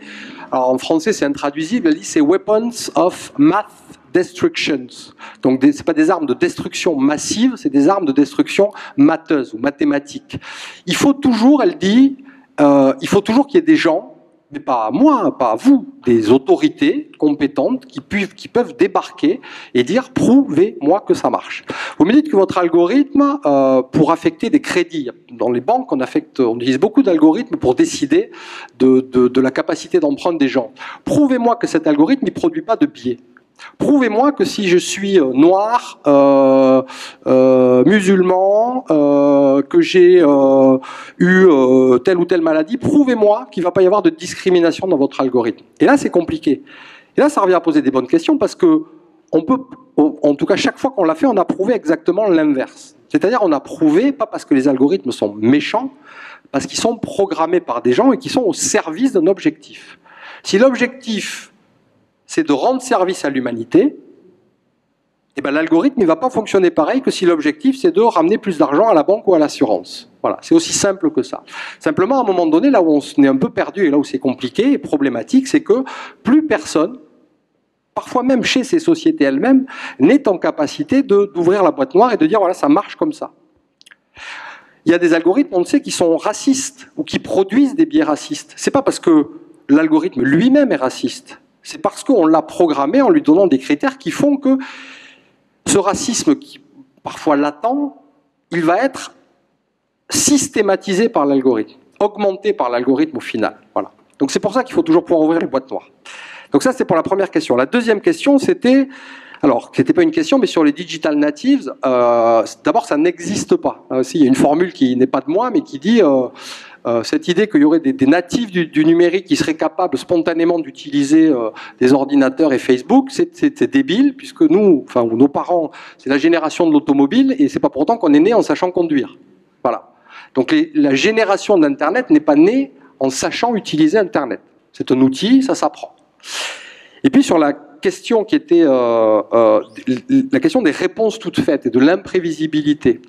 Bien sûr, le moyen de lutter contre ce déterminisme algorithmique, c'est de produire de l'aléatoire, de cliquer sur des trucs inattendus, de tricher, de tricher avec l'algorithme comme on triche parfois avec des petits-enfants pour s'amuser quand on est cruel et pervers. Ou là, des jeux de société. On leur fait croire que la règle c'est ça, puis en fait on applique une autre règle. Donc blague à part, est-ce qu'on peut tricher avec les algorithmes?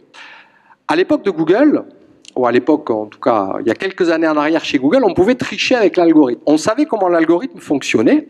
Donc si on se réunissait tous ensemble là ce soir, on pouvait décider que, par exemple, on allait associer un mot-clé, éventuellement une insulte, à une personnalité politique qu'on n'aimait pas du tout.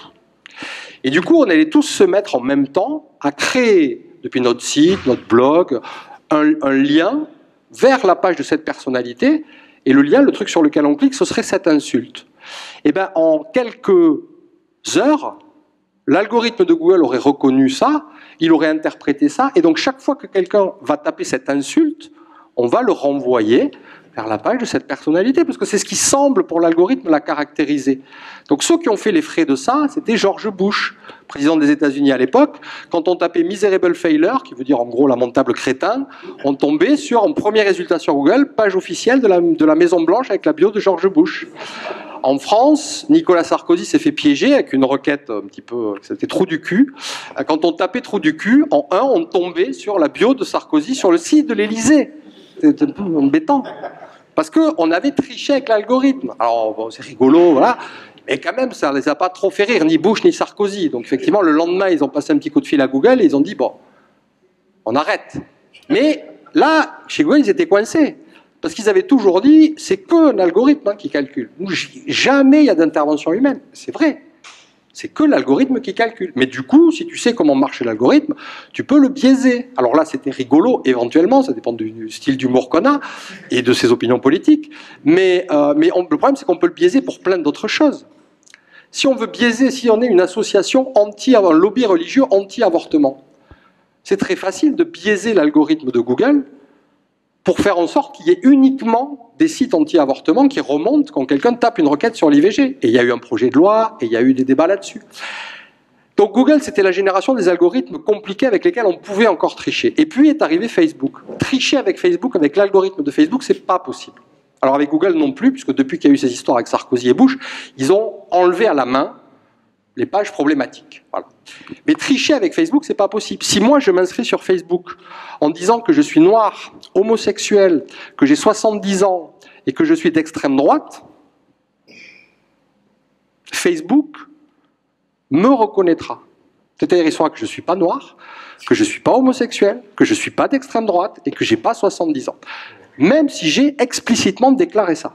C'est-à-dire que mon activité, alors évidemment, si ma vie, si mon but dans la vie c'est de faire croire à Facebook que je suis noir, homosexuel, 70 ans, si je fais ça 24/24, je vais y arriver.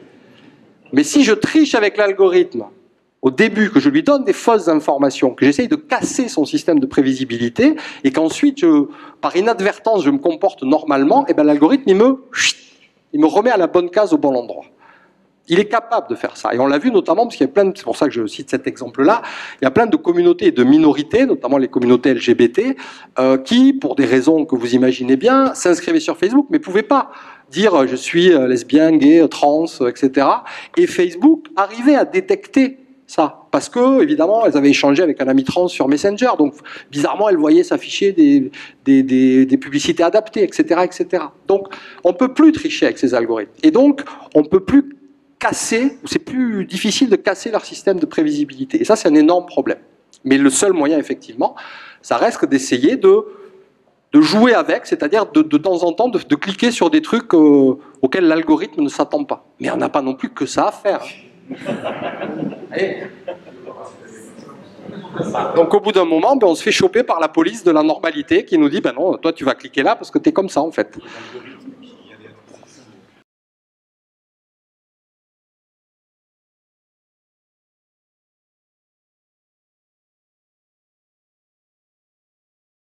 Alors, plein de choses, donc dans l'ordre toujours. Sur le fait qu'il y ait des bonnes choses sur Internet et enfin sur le web, bien sûr, et effectivement, juste sur l'exemple de Google Books, par exemple, cette idée qu'une société cotée en bourse, elle était déjà à l'époque, qui brasse des milliards, qui a des actionnaires devant lesquels quand même elle doit répondre à un certain nombre de choses, se mettent d'un coup à investir dans une danseuse, cette idée de numériser, d'aller voir des bibliothèques et de dire la numérisation ça coûte cher, vous avez des textes formidables que personne ne peut consulter sauf en venant chez vous, donc nous on arrive, on installe tout, ça vous coûte pas un centime, on fait le boulot, vous nous dites ce que vous voulez qu'on numérise, c'est vous qui êtes bibliothécaire, c'est pas nous qui choisissons, on prend tout, on assume tous les coûts, on numérise et on met tout ça en accès libre et gratuit sur Google. Comment ne pas trouver cette idée formidable? Et cette idée est réellement formidable. Elle l'a été et elle le reste encore. Le problème, c'est que derrière, il y a eu des coups de canif dans le contrat, et que ces coups de canif, ils ne sont pas insignifiants. Google, quand il est allé voir les bibliothèques, leur avait dit on numérise tout gratos et on vous rend une copie pour que vous puissiez, nous on met une copie sur Google et on vous donne une copie pour que vous puissiez la mettre sur votre bibliothèque pour vos étudiants qui ne sont pas tous obligés d'aller sur Google. Ben, premier coup de canif, ils leur ont rendu une copie. Mais c'était une copie qui, alors sans rentrer dans le détail technique, sur Google, c'est numérisé en mode texte. Vous pouvez taper un mot-clé, chercher dans les bouquins. La copie qu'ils ont rendue aux bibliothèques, c'était numérisé, mais en mode image. Donc on ne pouvait pas chercher à l'intérieur. Hein, c'est plus embêtant. La copie qu'ils ont rendue aux bibliothèques, ils leur ont rendue, mais ils leur ont dit, bon, on va quand même vous mettre une petite clause. Il ne faut pas, pendant une petite exclusivité, allez, 20 ans, pendant laquelle vous ne pouvez pas diffuser votre copie à un large public. Demandez à un juriste, un large public, il ne sait pas ce que c'est. Hein.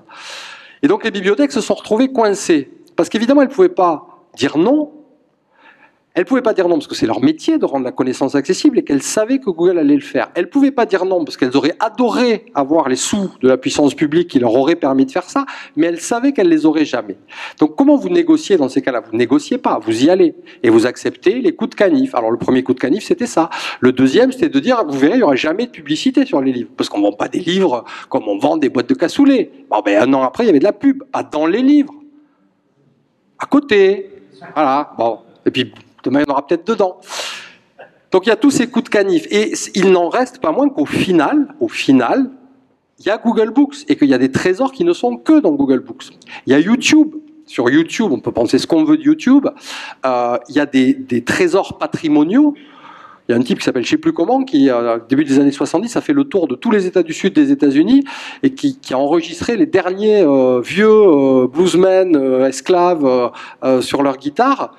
Il a filmé tout ça, il y a des centaines d'heures de documentaires, c'est que sur YouTube. C'est que sur YouTube. Il n'y a pas un musée où il y a ça, il n'y a pas une archive publique où il y a ça, c'est que sur YouTube. Si YouTube ferme un jour, on va perdre plein de vidéos de mariage dont on n'a rien à secouer. Mais on va perdre ça aussi. Voilà. Et ça pose un vrai souci. Quelle est la garantie? Quelle est la garantie qu'on est en droit de demander à Google sur le fait que ce qui a été gratuit un jour le restera toujours? On ne peut pas demander ça à une boîte privée, et c'est pas parce qu'elle est méchante, c'est parce que c'est une boîte privée, qu'elle doit gagner des sous. Si demain le conseil d'administration de Google lui dit, écoute, les gars, vous êtes mignons avec Google Books, mais ça ne nous rapporte rien, ça nous coûte un bras, et voilà, donc on ferme, bon, on ferme. Les bibliothèques, elles n'ont pas une copie de tout, hein. Et les copies qu'elles ont, elles ne sont pas toujours exploitables. Comment on fait? Donc on a reperdu... voilà. Donc ça, c'est compliqué. Et c'est pour ça qu'il faut toujours raisonner en termes d'aller-retour public, privé, etc. Alors après, il y avait une question sur... on rappelle de la devise de Google. La devise de Google, c'est bien fait de faire la remarque, c'est plus, justement, Don't be evil. C'est plus ça, depuis qu'ils ont changé de nom et qu'ils se sont restructurés en société qui s'appelle maintenant Alphabet, dans laquelle il y a une filiale qui s'appelle Google. Leur devise, ce jour-là, c'est devenu Do the right thing. Faites le bon choix, la bonne chose. Voilà. Ça aussi, c'est jamais neutre, hein, puisqu'on parlait des mots. Le fait de changer sa devise pour dire ne faites jamais le mal, débrouillez-vous, quoi, faites du mieux que vous pouvez. En gros, c'est ça que ça veut dire. Hein, voilà. C'est pas neutre, et c'est tombé justement à une époque où Google était très attaqué sur la question des réponses qu'on appelle des réponses stéréotypiques. Le fait qu'il nous propose que, et ça c'est un vrai souci, Google, en fait, c'est pas un moteur de recherche, c'est un moteur de réponse. Le métier de Google, c'est de trouver une réponse à tout. Et ce qui est sidérant, c'est que sur les milliards de questions qui sont posées à Google, tous les jours, le pourcentage de questions nouvelles se réduit d'année en année. Parce que la plupart des questions qu'on pose à Google, elles lui ont déjà été posées. C'est qu'il y a une pharmacie ouverte, c'est quoi l'âge de Brigitte Macron, etc., etc. Ça, voilà. Donc ça, il ne va même pas chercher... Il ne va même pas chercher la réponse, il la connaît déjà, il vous l'affiche. D'année en année, aujourd'hui, il n'y a plus que, je ne vais pas vous dire de bêtises, je crois que c'est 12% de questions nouvelles qui sont posées chaque année à Google. L'année dernière, c'était 20%. Ça veut dire que si on se projette, en termes mathématiques, enfin comme ça plus exactement, d'ici 4-5 ans, il n'y aura plus que 1% de questions nouvelles qui seront posées à Google. Tout le reste, il aura déjà la réponse. Alors qu'est-ce qu'il va faire de ces réponses? Et là, c'est un autre sujet. Il y a eu un débat récemment qui est assez exemplaire pour ceux dont on parle. Quand on pose à Google la question est-ce que l'Holocauste a vraiment existé, tous les sites qui remontent sont tous des sites négationnistes. Tous. Sur la première page de Google. Sachant que personne ne va jamais sur la deuxième page de Google. Hein, la blague dans le milieu des gens qui bossent sur le référencement, c'est de dire le meilleur endroit pour cacher un corps sur Internet, c'est la deuxième page de Google, parce que personne ne clique jamais sur la deuxième page. Voilà. Ça, au moins. Donc, est-ce que l'Holocauste a vraiment existé? Sur la première page, il n'y a que des sites négationnistes. Certains qui se présentent comme tels, qui ne sont pas très compliqués à démasquer, pour quelqu'un qui sait ce que c'est que le négationnisme, d'autres où c'est beaucoup plus difficile. Est-ce que c'est la faute de Google? Ou pourquoi est-ce que Google ne propose ça et est-ce que c'est un danger? Est-ce que c'est la faute de Google? Oui. Parce que, étant donné ce qu'est Google aujourd'hui, étant donné sa puissance dans le domaine éducatif, puisqu'on en parlait, etc., c'est pas normal qu'il n'allume pas une lumière rouge dans la tête de l'utilisateur. Dans une bibliothèque, on a le droit de proposer Mein Kampf à la lecture, on a le droit. Parce que si on veut comprendre la Seconde Guerre mondiale, il faut savoir que Mein Kampf existe, et éventuellement, oui, il faut être capable de le lire. Voilà. Mais simplement, on ne range pas ça dans les ouvrages historiques. On range ça dans les ouvrages d'idéologie, et on vous explique. Alors pourquoi Google y répond ça? Il y a deux hypothèses. Pourquoi il met que des sites négationnistes? Soit on peut se dire c'est parce que la majorité des gens sont des néo-nazis en puissance, ou des négationnistes en puissance, ce qui n'est évidemment pas le cas. Si Google répond ça, c'est parce qu'il ne peut pas répondre autre chose. Les seuls endroits dans Google, enfin sur Internet, sur le web, les seuls endroits où on discute du fait de savoir si l'Holocauste a existé ou pas, c'est des sites, des forums néo-nazis, négationnistes, révisionnistes. Il n'y a que là qu'on pose la question. Au mémorial de la Shoah, ils ne se retrouvent pas le matin en disant est-ce que l'Holocauste a vraiment existé? Ils le savent. Donc Google, dont l'algorithme est fabriqué pour ramener ce qui est populaire, Ben, les réponses les plus populaires à la question « Est-ce que l'Holocauste a vraiment existé ?» c'est non, puisqu'il n'y a que les sites négationnistes qui se posent cette question-là. Et du coup, comment on fait au niveau éducatif? Parce qu'il y a des enfants qui posent cette question à Google. Moi, j'ai fait le test avec différentes classes d'âge, un test tout à fait empirique à la maison avec mes enfants et des copains qui n'avaient rien demandé, qui étaient là. Les seuls qui peuvent, parce que la Seconde Guerre mondiale, on commence à réfléchir à tout ça, là c'était les élections, il y avait Marine Le Pen, tout ça, donc dès 6, 7 ans, 8 ans, on commence à réfléchir à ça. On entend parler de ça pour la première fois. Et qu'est-ce qu'on fait? Ben, on va demander à Google. Alors les seuls qui s'en sont tirés, en fait, c'est ceux qui ont posé la question avec le mot négationnisme. Si on dit à Google, c'est quoi le négationnisme? C'est quoi le révisionnisme? Ben là, Google fait son boulot entre guillemets, d'encyclopédie du web, c'est-à-dire il vous amène sur des ressources passionnantes, fabriquées par des historiens, auxquels on n'aurait jamais eu accès avant, des documentaires adaptés, des vidéos YouTube de 2 minutes super pédagogiques, très bien, parce qu'on a posé la bonne question. Pourquoi on a posé la bonne question? Parce qu'on a peut-être des parents, plutôt a priori, j'espère, et j'ai envie de dire des profs, qui nous ont donné ce vocabulaire-là. La clé, c'est la langue. Si on n'a pas la clé du vocabulaire, Google, il va... De la même manière que Facebook, si on est de droite, nous amènera à être d'extrême droite, et réciproquement, si on n'a pas le bon mot-clé, la bonne manière de poser la question, si on n'a pas le bagage linguistique, eh ben on se fait voler notre savoir, nos connaissances, notre histoire et notre mémoire par ces sites, pas parce qu'ils sont méchants.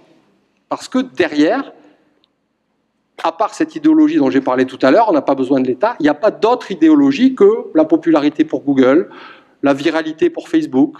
Facebook, si vous posez la question, il va vous mettre les pages les plus likées, ou les plus partagées. Les pages les plus likées sur la négation de l'Holocauste, ben, c'est des pages négationnistes. Voilà. Et puis après, on a un problème de territorialité. Si vous tapez nazi sur Google en France, en premier résultat, vous avez Wikipédia. En deuxième résultat, vous avez des sites de mémorial de la Shoah. Si vous tapez nazi sur Google en Allemagne, même chose. Si vous tapez nazi sur Google aux États-Unis, sur google.com, le premier résultat, c'est le site du parti nazi américain. Et c'est normal, parce que là-bas, le parti nazi est un parti légal. Voilà. Donc Google, il y a des biais algorithmiques, mais il y a aussi des biais, entre guillemets, culturels. Sur eBay, aux États-Unis, vous pouvez acheter des habits de SS si ça vous chante. Vous pouvez acheter des armes à feu. En France, c'est interdit. Voilà. Donc c'est compliqué parce qu'on est sur des sites où il y a... C'est du numérique quand même, donc les gens ils sont pas couillons. Si vraiment ils ont envie d'acheter des armes, ils installent un machin et puis ils vont se connecter sur eBay aux États-Unis.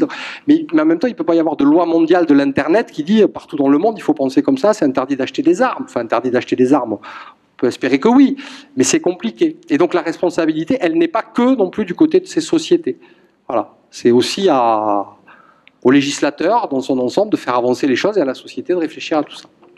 Donc l'algorithme n'est pas le même suivant le... Alors, est-ce que l'algorithme est le même aux États-Unis qu'en France? L'algorithme est le même. Ce qui change, en fait, c'est la base de données qu'il y a derrière. C'est-à-dire qu'aux États-Unis, Google, en fait, c'est une fenêtre, une couche où il y a la petite zone blanche où on tape des mots-clés à l'intérieur. Et derrière, si on est sur google.fr, cette question, elle va être posée aux, je ne sais pas combien il y en a, 100 milliards de pages qui composent la base de données Google France. Si on est américain, la question est posée aux 100 milliards de pages qui... Voilà. Et dans ces 100 milliards de pages aux États-Unis, ce n'est pas les mêmes qu'en France. Et il y a beaucoup plus de contenu nazi, etc., etc.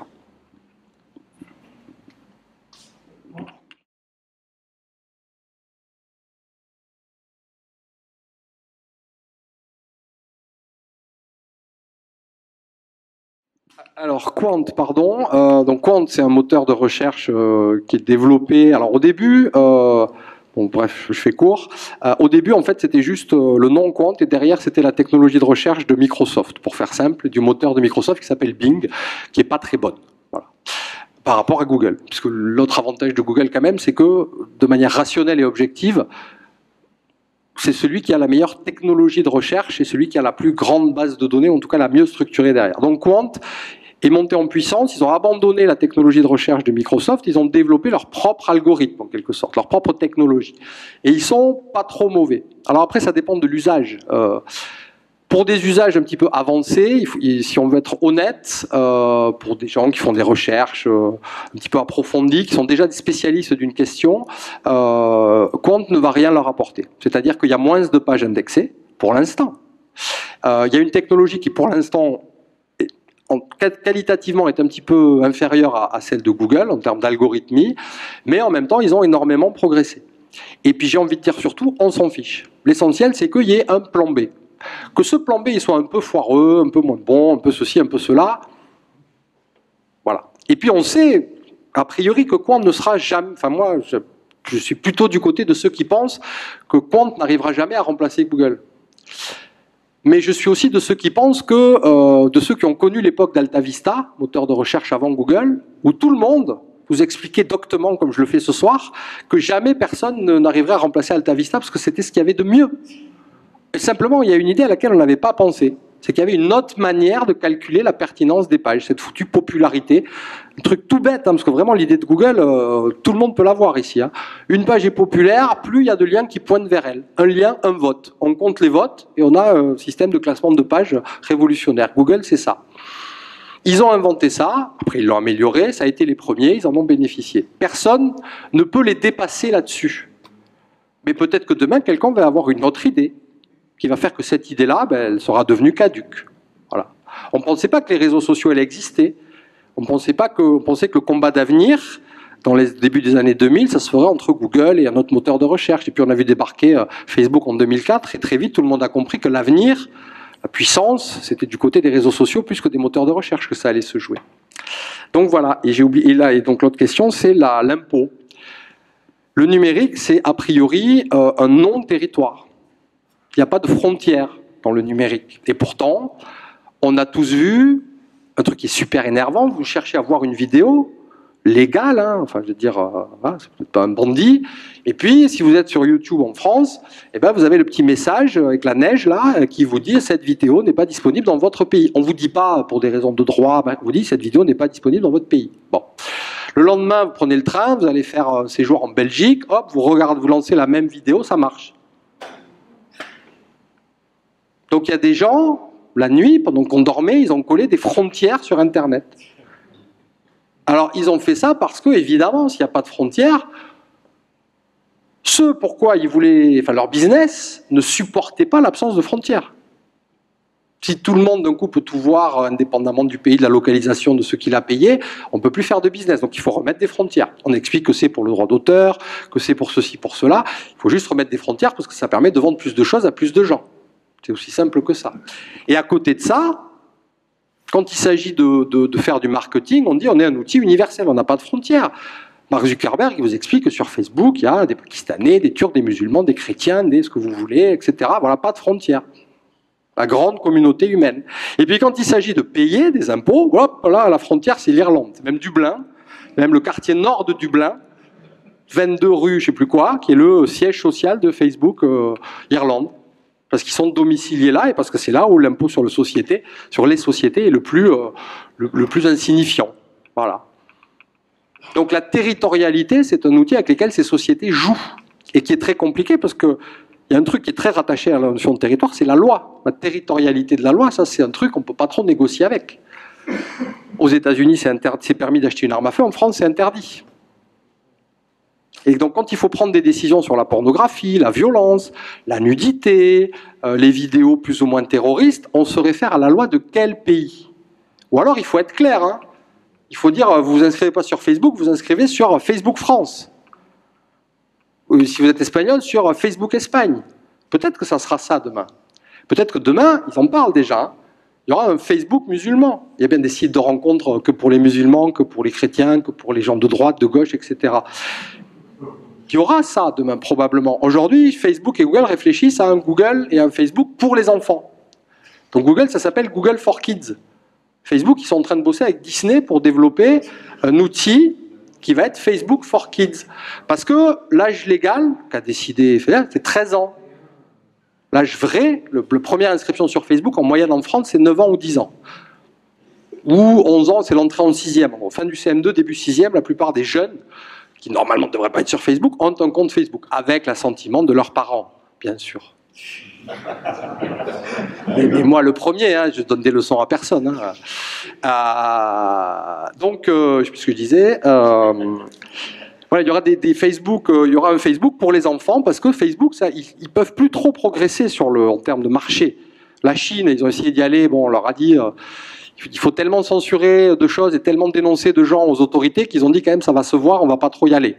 Parce que sinon notre image va en prendre un coup. Mais voilà.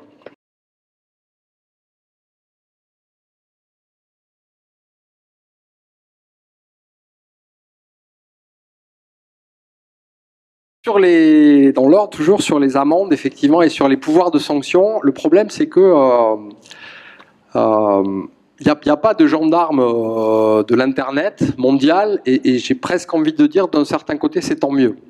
Pour le web, c'est bien qu'il n'y ait pas de gendarme. Pour les plateformes privées, pour ces jardins fermés du web, ça serait bien qu'il y ait un peu plus de contrôle de police de l'État. Voilà.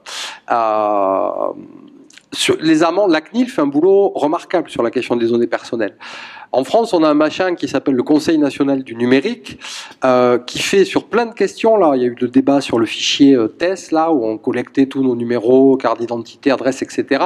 Sur ces questions-là, sur l'intelligence artificielle, le Conseil national du numérique produit des rapports qui sont remarquables. Et quand je dis remarquables, c'est-à-dire que dans d'autres pays européens, parce que je connais quelques-uns des gens qui siègent au Conseil national du numérique, on leur dit, mais nous, on adorerait avoir des gens qui, comme vous, font que réfléchir et proposer des solutions. Voilà. Personne, enfin en termes de décision politique, personne n'écoute ce que disent ces gens-là. Ou plus exactement, on les écoute, puisqu'ils font des rapports, on les lit, on dit qu'on les a aimés, et on fait exactement l'inverse. La CNIL, c'est pareil. La CNIL n'a pas officiellement de pouvoir de sanction, autre que, effectivement, 150 000 €. Bon, pour Facebook, c'est rien du tout.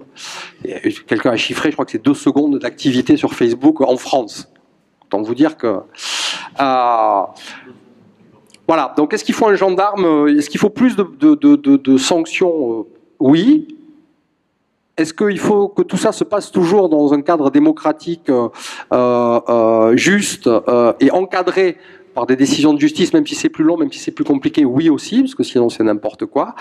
Et en même temps, on ne résoudra pas tout et on ne résoudra pas grand-chose en augmentant les amendes, quoi, parce qu'augmenter, je prends un exemple trivial, hein, mais augmenter les amendes pour le stationnement gênant, ça ne fait pas diminuer les gens qui se garent n'importe comment. Augmenter les amendes pour les excès de vitesse, ça n'a jamais permis de diminuer le nombre de morts sur les routes. Donc c'est pas non plus qu'en augmentant les amendes qu'on va résoudre tous les problèmes. Mais il faut qu'il y ait un petit peu plus d'amendes. Sur les modèles alternatifs de citoyenneté, bien sûr, la première question, c'est l'éducation à la citoyenneté. Effectivement. Et ça, c'est le boulot des éducateurs, des parents, des profs. Et puis, sur le risque d'aggraver la fracture avec des pays en voie de développement, alors ce risque-là, il est aussi très fort. Et il est d'autant plus fort et dangereux démocratiquement que les seuls marchés qui restent à conquérir pour ces sociétés-là, toutes, hein, Facebook, ils ont 2 milliards d'utilisateurs. Et tous les briefings du lundi matin chez Facebook, j'y suis pas, mais on sait que c'est comment on fait pour avoir le prochain milliard. Alors, le seul truc qui nous intéresse, c'est le prochain milliard d'utilisateurs. C'est le jour où on va franchir la barre des 3 milliards. Je vous rappelle qu'aujourd'hui, il y a 3 milliards, on est 7 milliards sur la planète. Il y a 3 milliards de gens qui ont accès à Internet. Il y en a 2 milliards qui ont un compte Facebook. Voilà. L'enjeu, c'est qu'on soit plus 3 milliards, mais 7 milliards à avoir accès à Internet. Enfin, on va enlever les enfants, donc il y aura 5 milliards. Et ce sera très bien. Le problème, c'est que dans ces pays-là, pour différentes raisons, géopolitiques, économiques, ce n'est pas les gouvernements qui vont s'occuper d'installer Internet aux gens. Donc Facebook y va. Alors il y a des pays, la Chine, politique, la Russie, où on leur dit, voilà, si tu viens chez nous, le marché il est à toi, ok, le marché chinois c'est le plus gros marché de la planète, il n'y a pas photo, mais par contre, il y a un contrat à signer. Tu dénonces les opposants politiques et tu censures un certain nombre de pages web. Il y a des gens qui l'ont fait, Microsoft l'a fait, Yahoo l'a fait. Ils se sont fait taper sur les doigts. Il y a des gens qui ont été en prison ou qui ont été tués suite à des dénonciations, entre guillemets, de Yahoo, par contrat avec le gouvernement chinois. Donc il y a des raisons politiques et après il y a des raisons économiques. Facebook a décidé récemment de s'employer, alors de se déployer en Inde. Ils sont allés voir en Inde et ils ont dit, voilà, vous n'avez pas Internet. Donc le choix c'est, vous restez avec pas du tout d'Internet ou avec un Internet à la Facebook, c'est-à-dire on vous donne un téléphone portable qu'on fabrique, nous, Facebook. Sur ce téléphone portable, enfin bon, qu'on ne fabrique pas, mais qu'on fait fabriquer par quelqu'un, sur ce téléphone portable, on installe une application. C'est l'application Facebook. Et dans cette application Facebook, on liste Alors au début, ils ont fait ça l'année dernière, 50 sites web, pas 10, 100, pas 1 milliard, 50 sites web. Ce sera votre accès à Internet. Alors vous pouvez râler et dire c'est nul. Le web, c'est pas 50 sites web choisis par Facebook, consultables uniquement depuis l'application Facebook. Mais quand vous avez faim, ben, c'est mieux d'avoir une vieille croûte de pain rassis que pas à manger du tout. Hein. Donc la problématique est exactement celle-là, c'est-à-dire dans tous ces pays qui sont les prochains marchés porteurs de l'économie du numérique, où les gens ont faim et où les États sont déficients, et pour des raisons voilà, compliquées, géopolitiques, etc., ces sociétés-là, effectivement, sont à l'affût. Et parfois pour de bonnes raisons. Google, ils ont des projets un peu dingo avec des ballons sondes, Facebook aussi, donc des espèces de ballons météo qu'on déploie dans des territoires où on ne peut pas effectivement tirer du câble et brancher une prise Ethernet. Bon, il n'y a que Facebook et que Google qui peuvent faire ça en termes de recherche et développement, parce que la puissance publique, elle ne réfléchit plus à ça. En termes de financement et de déploiement, ça coûte un bras, voire deux, plus les jambes. Donc on est un peu coincé. Parce qu'il y a, là, pour le coup, il n'y a pas de plan B. Et si demain, à l'échelle d'un pays comme l'Inde, c'est Facebook qui décide de ce que toute la population peut voir, et des sites web autorisés, ça pose d'énormes problèmes, effectivement.